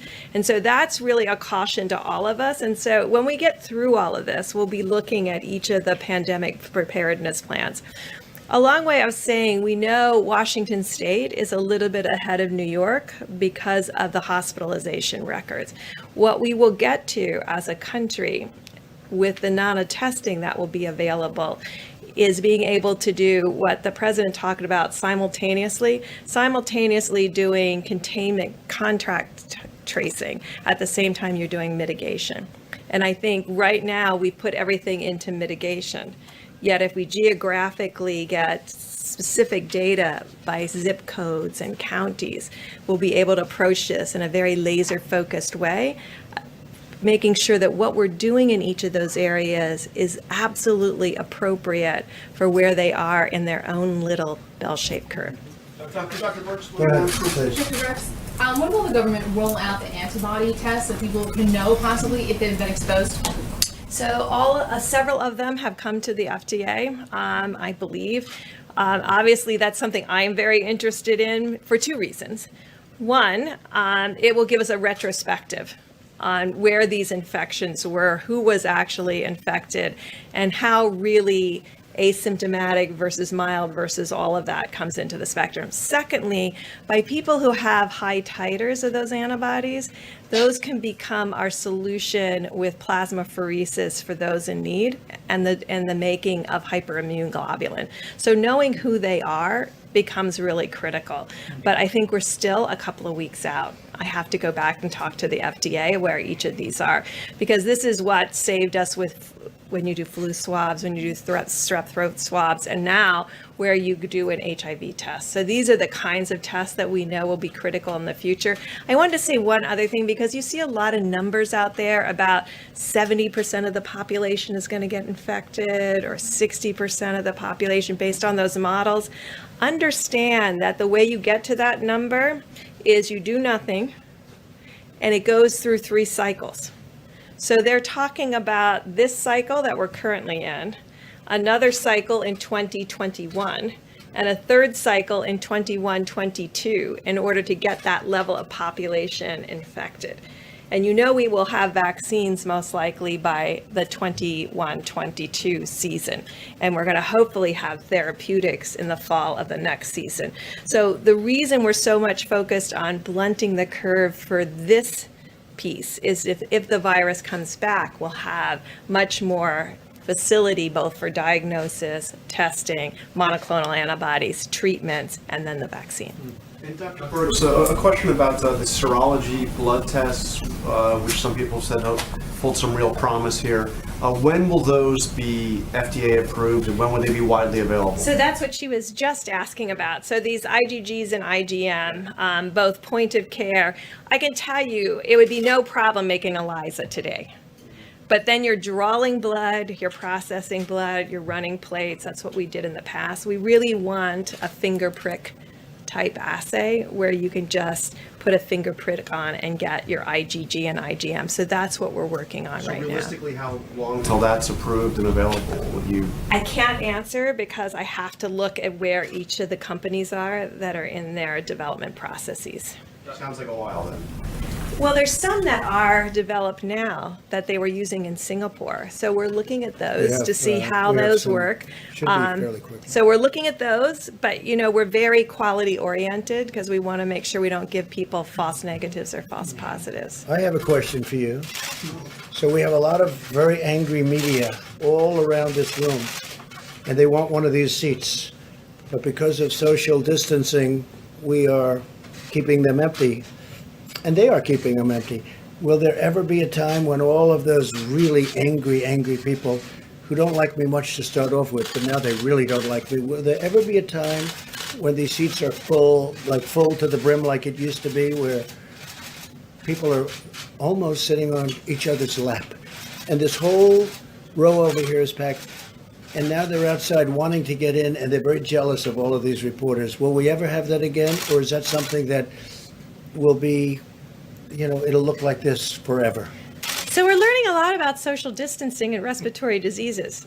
And I think those are the discussions we have to have in the future. It was what you were talking about, changing our whole behavior patterns of what we touch and being conscious of that. I remember when I was worried Saturday morning, I was trying to think, what all did I touch on Friday? Did I touch a doorknob? Did I do this? Did I do that? Did I not wash my hands? I mean, you go through this whole piece. Did I touch my face by accident? So I think this awareness that we all now have that we didn't have before, where we would have pushed through that door or turned that doorknob because we were in such a hurry. Now I think all of us think twice. I think all of you think twice. But when the virus is gone, will the people be allowed to sit next to each other again, in your opinion, in a tight room with a tight? I don't know. You'll have to look and see if we have a new respiratory piece. Certainly, this is the way we set up every clinic all around the world when we're worried about TB and TB transmission. I'm wondering if you could comment on the new measures that Britain has put into place. Also, Germany has said it doesn't want to have crowds of less than 2 people except for families, which is a pretty restrictive number. Does that inform your thinking as you are coming up with advice for this next period for the president and the vice president? The president and vice president have asked us to look at every single scenario in every single country, because the more data we have, the more our decisions can be completely data informed and really understanding what impact that has. I mean, we're interested right now. I mean, Italy obviously waited until about March 7th. The virus had been circulating for almost 4 weeks before actually going into that methodology. But for the first time, it looks like their mortality rates are starting to decline, which would be an illustration that things that they did 2 and 3 weeks ago may actually have an impact. Those are the kinds of data we're looking at very carefully, as well as very careful data within the United States of exactly where the virus is, what's the attack rate, has it moved out of its more confined geography, and really looking at each of those pieces of information. It's a lot of data to go through. What do you make of Germany and Britain's moves? Well, I think if you remember just a week ago, Britain had a very different approach. So everybody is adapting to their data. I haven't looked at the data that informed that decision, so I can't really comment on how they got to that decision there or in Germany. Just to be clear, do you agree with the president's push to reopen the country? He said some of his doctors that he's talking to about this, he says, I think they're okay with it. Are you okay with that? What the president has asked us to do is to assemble all the data and give him our best medical recommendation based on all the data. That's what he's asked us to do. And so that's what we'll be doing this week. We were going to have to do it this week anyway, because we had to make a decision come Monday about the 15 days to reduce social spread. So this is consistent with our mandate to really use every piece of information that we can in order to give the president our opinion that's backed up by data, not our perception, but our opinion that's backed up by data. Data now, you think you could in a week? Like what would your assessment be of right now? looking Well, forward? we're pulling all of the data pieces in now, and that's really critical. I will never speculate on data. I will have to see the data in order to really understand it. And I think a big factor is the mortality rate. We're talking about the mortality rate.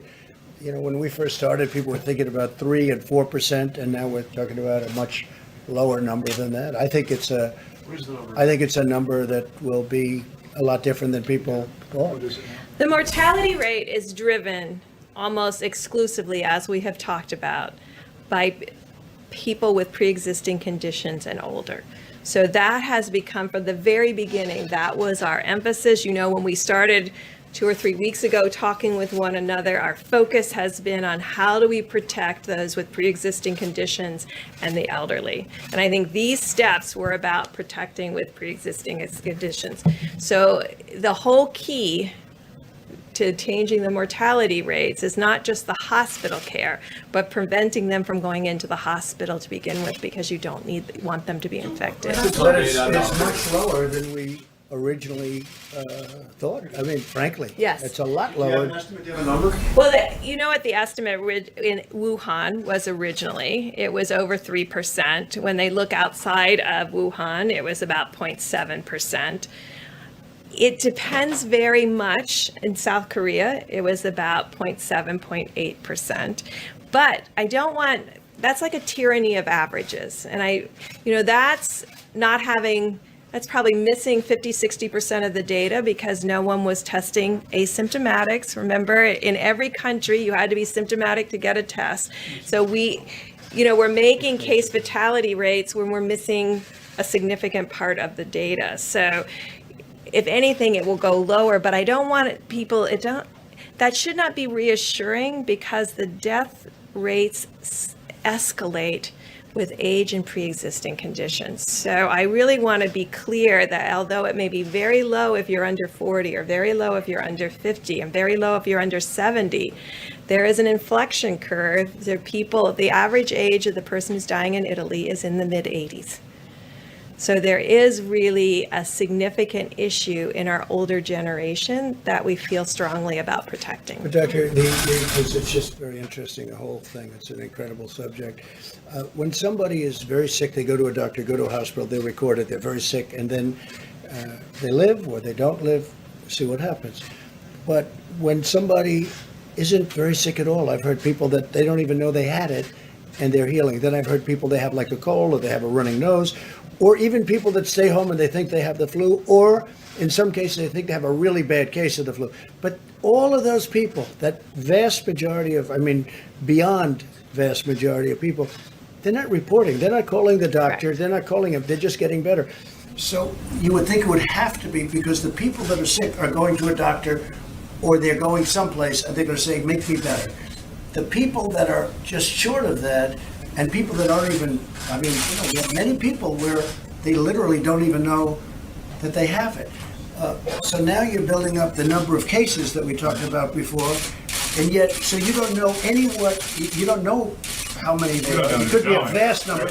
But what you do know is all the people that are really sick, because all of the people that are really sick are going to a doctor in some form, and the doctor is reporting it in all cases. But that's why your question about the antibody test is so critical, because that will give us really a much better baseline to really understand. So Mr. President, when you talk about how it could be a much, much bigger problem, you said that at several stages on whether or not we keep these guidelines in place.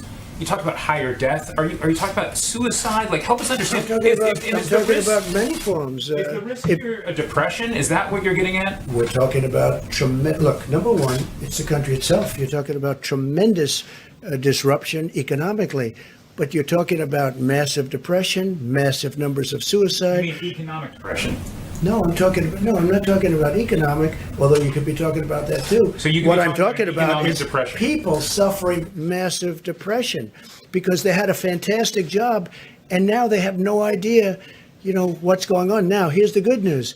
If they get the bill passed, we're taking care of those people. We're going to really take good care of those people beyond what any country has done for people.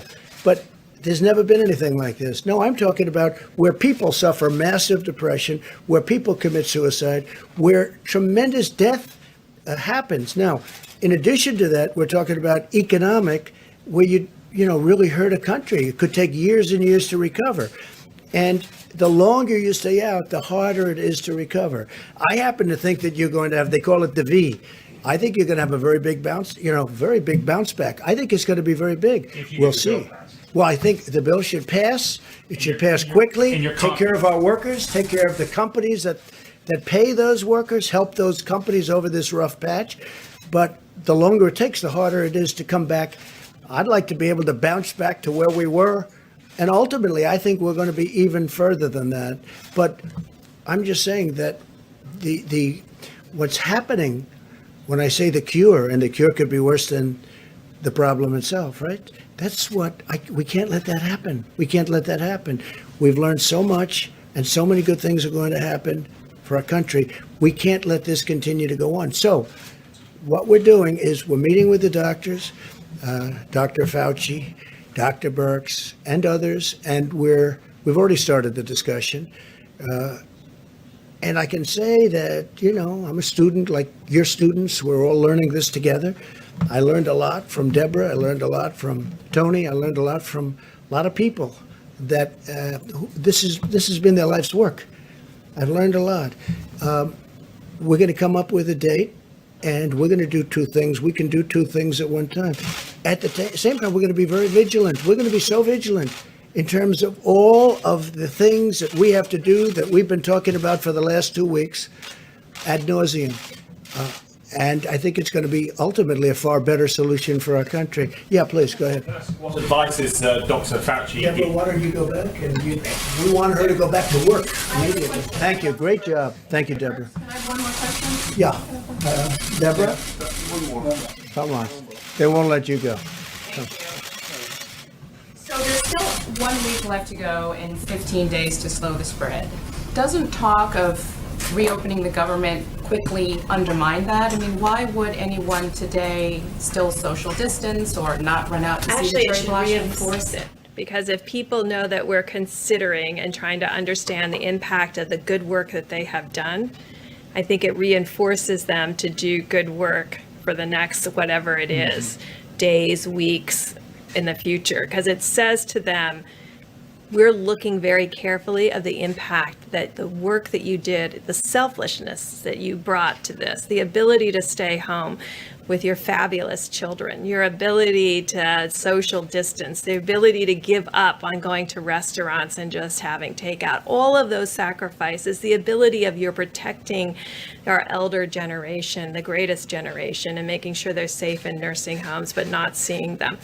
All of us have made sacrifices. I haven't seen my grandchildren in 3 weeks. I know other people are like that they have really made those personal sacrifices. What we're asking every American to do is to make those personal sacrifices for these next week and now, so that we can evaluate the impact of that sacrifice. So I think, if anything, it strengthens the willpower to say, yes, I can do this. Thank you. Thank you. Mr. President. Sir, can I ask, where is Dr. Fauci today? Go ahead. 1 second, please. Sir, one thing some public health officials have said would be helpful is to open back up the ACA exchanges so that people who are worried about perhaps getting treatment could go sign up for insurance now, even though the open enrollment period is open. That's something you can do with Well, it is. It's something we're talking to a lot of people about. We'll see what happens, but we're talking to people about it. Go ahead, please. Where is Dr. Fauci right now? Why is he not at this briefing? Will he attend future ones? I was just with him for a long time. And he's at the task force meeting right now. We have a task force meeting. He was there.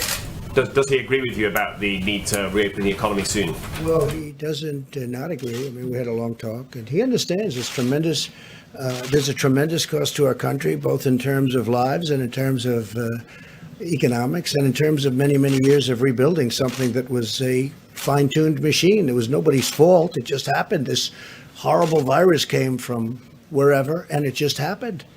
It just happened. He fully understands that. No, he's a good man. I like Dr. Fauci a lot, just so you understand. No, he's not here because we really weren't discussing what he's best at, but he'll be back up very soon. Yeah, please. And we'll be discussing dates and times with him. And we are talking about a I don't want to use the word abbreviated because so much has been gained by what we've done, but we're talking about not during the period, during the 14 or 15 days, but not too long after that. Which I think is going to make a lot of people happy. It's going to make a lot of companies happy. It's going to make a lot of workers happy. Yeah, John? Mr. President, so ultimately, will you take Dr. Fauci's recommendation on this, or are you thinking he's just looking at one set of inputs? I would certainly, he's very important to me, and I will be listening to him. I'll be listening to Deborah, who you just spoke to. I'll be listening to other experts. We have a lot of people that are very good at this, and ultimately, it's a balancing act. But, the expression, we can do two things at one time. And we've got an incredible country. We have to keep it that way. And that includes not just economics, that also includes life and death. We have to keep it that way. Mr. President, on the social distancing, you're talking about social distancing amongst us reporters, and you mentioned that one of our own has come down or potentially come down. Even if someone does come down in the White House press corps, would you pledge to the American people that you'll keep this room open? We're clearly 6 feet apart. Well, I've gotten to like this room. This room is very convenient. I can say from the standpoint of being president of the United States, this is for all of us. You people have set up. So I never even thought of closing it. So you're asking me a question that I never thought in terms of closing it. Can you give me a good reason to close it? We could build a larger one. Opportunity to I mean, you see. I don't want to make commitments like that because it's not something I've ever really thought about. There are certain people that would like to see a larger room built. We need a larger room. Other presidents didn't need such a large room, but we need a larger room. And there are some people, but it's not something that is really on my mind, to be honest with you. Yes, please. All right, so Q2, we know it's going to be brutal. Who are you listening to? Where is the brain trust to help get us through that period? And also, has your opinion of the Which period? Q2, the second quarter, JP Morgan Stanley, Goldman Sachs, they're all predicting a pretty dire second quarter. So who are you listening to? Where's the brain trust? You have all these medical advisors. I think we're listening to many people. I mean, that was my world. I know many of those people. I have many people that are friends of mine, some enemies also, by the way. But, it's been a good world for me. I like that world. I like those people. They're tough and they're smart. But I listen to many of them. Ultimately, they all go into that computer and I say, this is what we're going to do. I have to make a decision.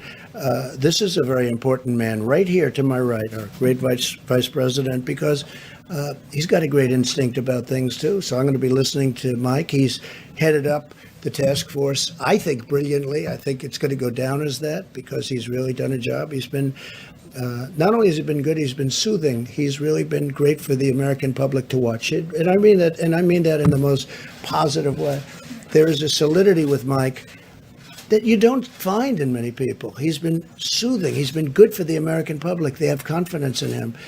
I think he's done an incredible job. And his advice is very, very important to me. So he's going to be he didn't come from that world, the world of finance, but he understands the world of finance. He was a great governor in Indiana. They did very well financially, too. So you won't give us even one name of someone else you're listening to? Well, I could give you a whole list, and we'll probably even set up committees. I'd rather not give you one because then I'm going to leave out. I have spoken to so many people, and I've turned on the spigot today. What? Are you happier with the Fed now that he's turned on the spigot? I am happy with him, yes. I think I really think he's caught up and he's done the right thing. And I think ultimately we will be rewarded because of the decision he made he's really stepped up over the last week. And I have to tell you, I called him today and I said, Jerome, good job. You really did it. It might be. He was, a little bit slower than I would have liked in the sense of what he was doing. Now, other people might have liked it. But today I called up Jerome Powell and I said, Jerome, you've done a really good job. I was proud of him. That took courage. And ultimately, you're going to see the fruits. Now, he's not finished. I mean, he's got other arrows in the quiver or whatever they say. I will tell you, he's got plenty of arrows. But no, I'm very happy with the job he did. Mr. Vice President, you said that you'd bring the Secretary of Education here either yesterday or today. Why isn't she here today, and can we expect her this week? Also yesterday, you said you had some guidance for us on people who had potentially been exposed to the virus returning to work sooner. Do you still Yes. expect that guidance? Yes, thank you for the question. I spoke to the Secretary of Education today, and we're going to have her at the podium very soon. The Department of Education has created a very easy waiver application for it's virtually an automatic application for states that want to be excused from national standardized testing requirements. We reviewed that with all of the governors today. And also what's called distance learning, the accreditation process for higher education. The Secretary of Education, at the President's urging, has loosened the rules around distance learning. You're seeing many colleges and universities embracing distance learning now, putting it into practice. We've allowed for that. But also the Department of Education is setting up a website and best practices information for K through 12 distance learning. And she actually told me that the state of Florida and New Hampshire are really setting the pace on distance learning for K-12. My wife is an elementary school teacher. Obviously, there's different challenges for distance learning for K through 12 students, particularly younger kids. But the Department of Education is determined to continue to make those best practices available. We talked about the website that's being built, and she'll be coming and making a presentation on that, because as the President reflected a little bit ago, as Dr. Birx did, we understand there's a lot of kids out of school, but parents are anxious. A lot of kids out of college and university, like my daughter, who's has been dismissed from what remains of this semester of grad school, but is still doing the work, and the Department of Education is working earnestly to make that a reality. I'm sorry? We'll see her this week? Yes, I'll have her here this week. She, given the issues that we were dealing with today with the Attorney General, we thought it might be just as timely in a few days. With regard to the guidance that you asked about, the President's Coronavirus Task Force is in the process of reviewing recommendations from CDC. We're working with the Department of Homeland Security. We'll be bringing those to the President as recommendations of approval. We're specifically looking at people that work in critical infrastructure, people in law enforcement, people in critical transportation. You can go right now to the Department of Homeland Security's website for a very useful definition of critical infrastructure. And if you look at the second page of 15 days to slow the spread, you'll see the President's recommendation for this 15 days is for people to stay home from work whenever possible, except for people working in critical infrastructure. And the guidance that we're looking forward to unpacking is how people who may have come into contact with someone that tests positive for coronavirus would be able to, if they have no symptoms, would be able to return to work, wear a mask for a certain period of time, but otherwise go back to business. It's a focus on critical infrastructure jobs. We should have that guidance before the President and before the public tomorrow. Mr. President, we have understandably a patchwork of plans By the way, at the moment. I just want to say while we're thinking about it, China has very much stepped up, as you probably know, the agricultural purchases from our farmers and some other purchases too. So they have a difficult time also right now, but they very much stepped up their purchases and significantly. So we're very happy about that. The other thing, I'm standing here in this case with our Vice President, trying to let you ask anything you want having to do with the subject, which frankly is pretty much all anyone cares about right now. But because I think it's very important. I don't want to stand here for 2 hours and do this, but I think it's important that, I call it, get it out of your system. Give us any question about it, because I think it's important for the public to know. So we don't want to answer 2 questions and leave. We want to answer your questions. That's why we're doing this for so long. And I think it gives our country confidence, and it gives, I think we're giving, we're all gaining knowledge. This has been an unbelievable process, but we're all getting out. So I want to stay here. Sometimes we're here for 2 hours and we're answering questions. At least you will say that I'm very transparent.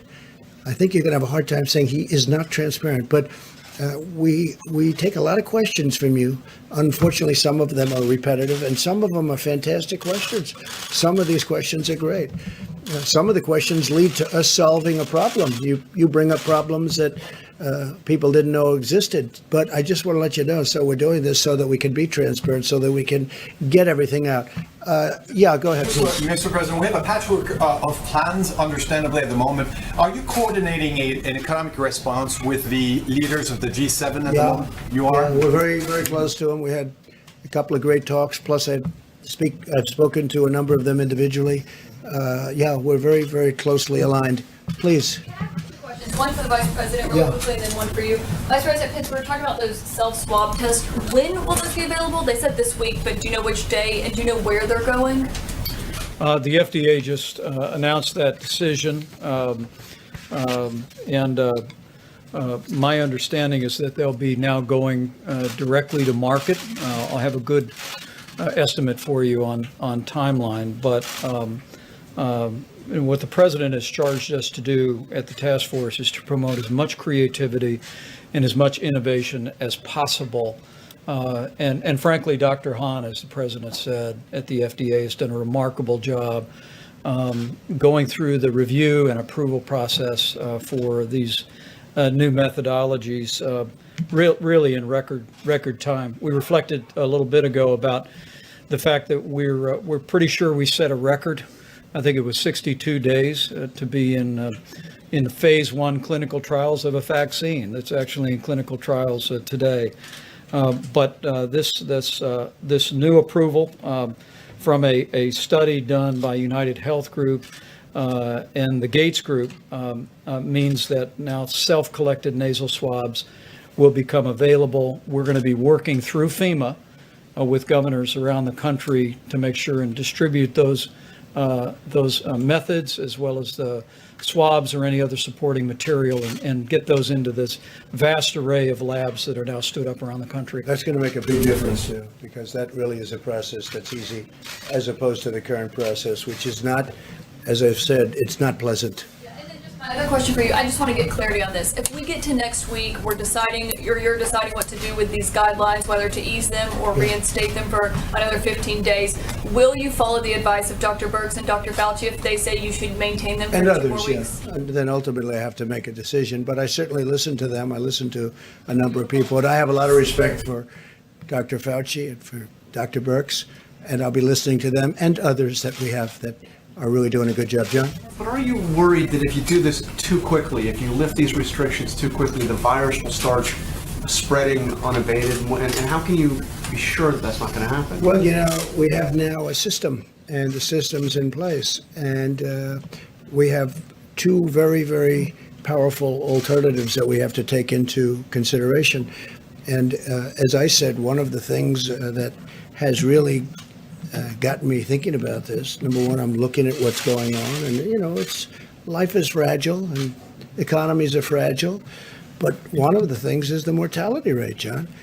When we first started this, nobody knew anything about this particular virus. Very, very little.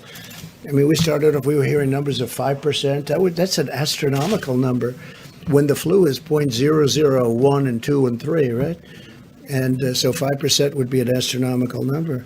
Now we're seeing numbers that may be less than 1, and that's not including the exercise that I just went through where many people don't report.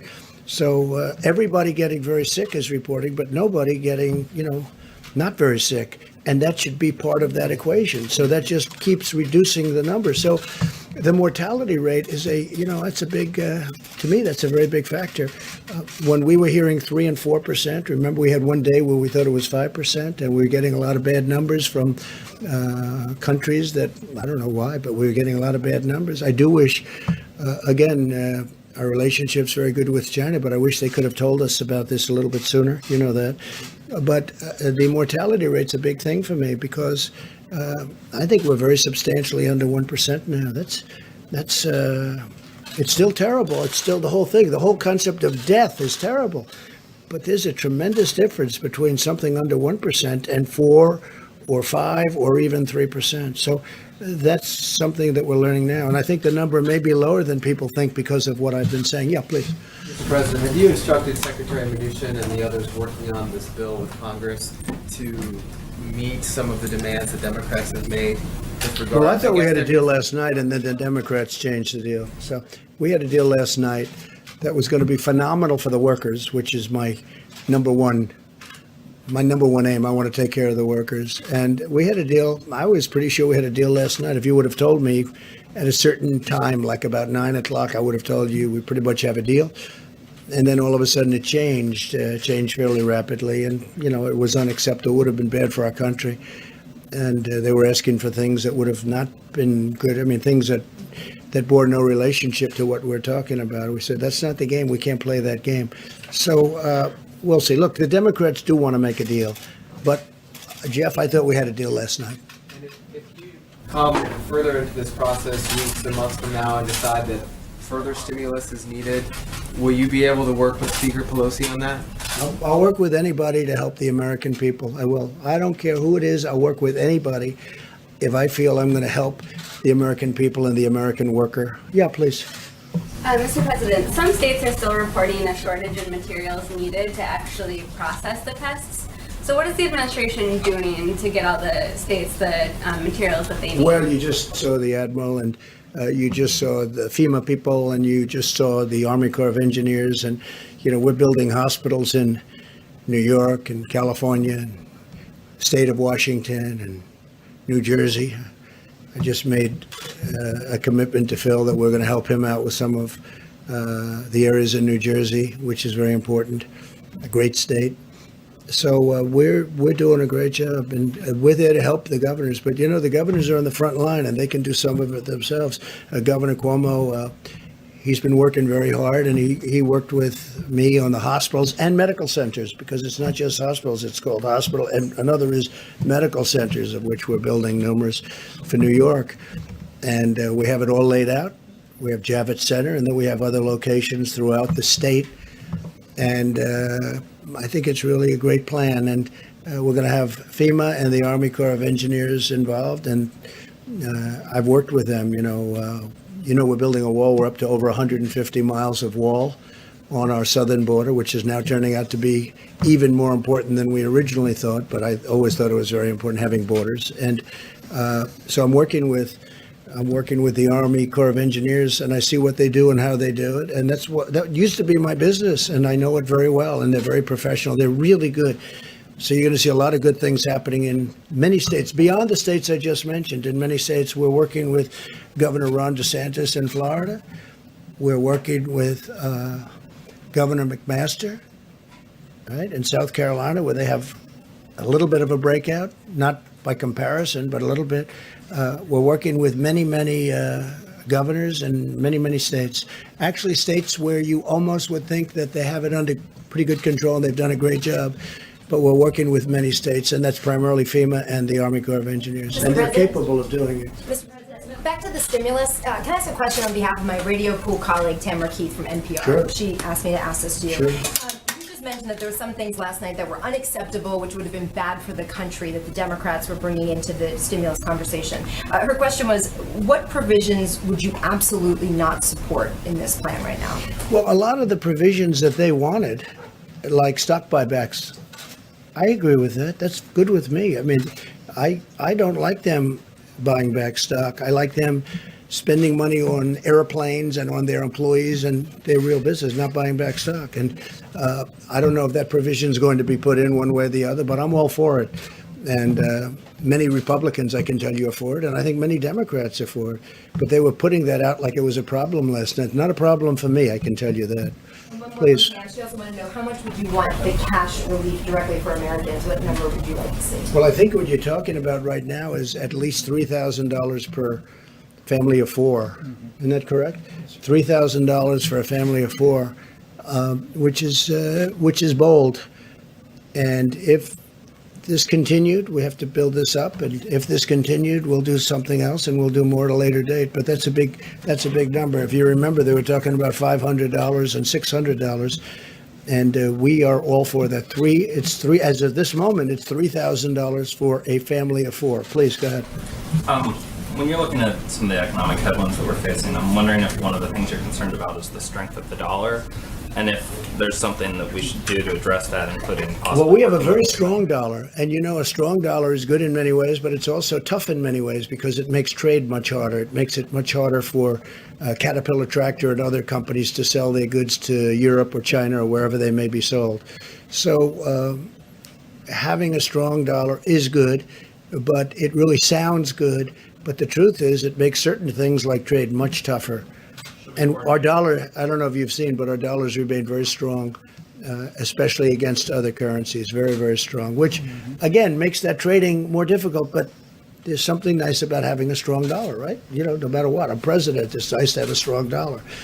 But it does make trading more difficult. Just to go back to statements, you're confident you're going to get a deal? Well, I think the Democrats want a deal, and I think we want a deal. So it would be very foolish if they didn't make a deal. The American public is demanding it. I can tell you the Republicans want to make a deal, and we want to make a deal that's good for the workers, good for the country. And I really believe the Democrats want to make a deal, but they have to stop asking for things that bear no relationship to what we're talking about. You've had a lot of laudatory things that are to actually say. bad, that are actually not good for the country. You've been very laudatory to the Democratic governors. You mentioned Governor Cuomo. You mentioned some others. Yeah. If you get a stimulus bill, I'm wondering if you'll extend this bipartisan goodwill to Speaker Pelosi and invite her here for a signing ceremony. Well, let's see what happens. I have to see what happens. Right now, we don't have a deal, but I think we're very close. I mean, when I left, which was quite a while ago now, because again, we're trying to answer every question. So there's it'd be nice if you were just exhausted and said, that's it, we can't do anymore. But there's always hands up. But, and maybe one of those questions is great and unique. But no, look, I want what's good for the country. And if that means meeting, I think that's great. I just want what's good for the country, great for our workers, great for the citizens of the United States. That's all. It's pretty. You've spoken with Pelosi. Well, it's been a little while. Yeah, please. Both you and the Vice President have been tested for the virus. Also, Mrs. Pence. Has the First Lady been tested? Yes. And? She's great. She's fine. Negative? Negative. Okay. Negative. One of the sticking points on the stimulus, who's going to hold Treasury accountable for this $500 billion corporate rescue fund? Well, you need that to help all of these companies that have a chance of not being companies anymore. And that's going to be a good thing for the country because deals will be made, and we're talking to certain people, some of the greatest people in the history of Wall Street, frankly, where when they do a deal, we'll have stock for America. We'll take back stock for the United States. At the same time, most importantly, we'll keep those companies healthy. But we can also make incredible deals for the country so that number will increase exponentially. I mean, this is a great thing. The fund is about the lack of oversight for Treasury having this unilateral authority to dole out all of this money. Well, look, I'll be the oversight. We're going to make good deals. We make good deals, but these companies need it, even if it was just a simple loan, which would be, but we can do better than that. And the companies are willing to do better than that. I mean, they got hit. Most of these companies, it was through no fault of their own. There are a couple where it was, they were troubled before they came in. We talked about one.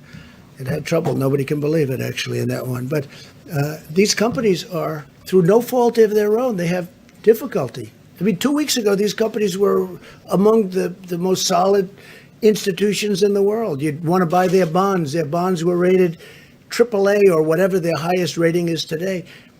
And now all of a sudden they have difficulty because they've been closed up. So you need something to keep them going.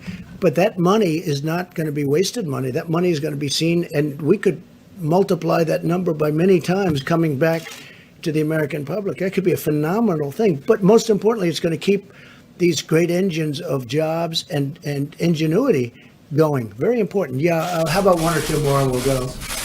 Yeah, please, and then Jeff. Thank you, sir. Are there things you regret in the way you handled the crisis so far? Are there words you regret? I don't think so. I'm looking forward. I don't look back. I guess there's always something everybody regrets. There are things in your life you regret. We all regret things, but I really like to look forward. I'm a person that looks a forward thinker, I guess they would say. No, I think that we've handled it really well. It seems to be the American public thinks that we've handled it well if you look at polling data. But I'm not interested in myself. I'm interested in the American people. We have to get this going. We have millions and millions of jobs that were solid as a rock 3 weeks ago. And today, there could be questions. And the faster we get it going, the more likely it is that those stores, little businesses, big businesses, medium-sized businesses open up. And we'll get it going very fast. I really believe this is a pent-up demand. I think that as soon as we say, let's go, and it's going to be pretty soon. It's going to be pretty soon. It's going to be sooner than people would think. We're in a position to take care of our country, but at the same time to have the country really go up like a rocket ship economically, and that's great for jobs. It's great for everything else. Yeah. Mr. President, I'd like to ask a question for a colleague who can't be in the room because of social distancing. For who? A colleague who can't be in the room because of our social distancing about Florida. He wanted me to ask, should Governor DeSantis have closed all of the beaches in his state? Well, that's really up to the governor. I mean, I think that, first of all, he's a great governor. He's done an incredible job, Governor DeSantis of Florida.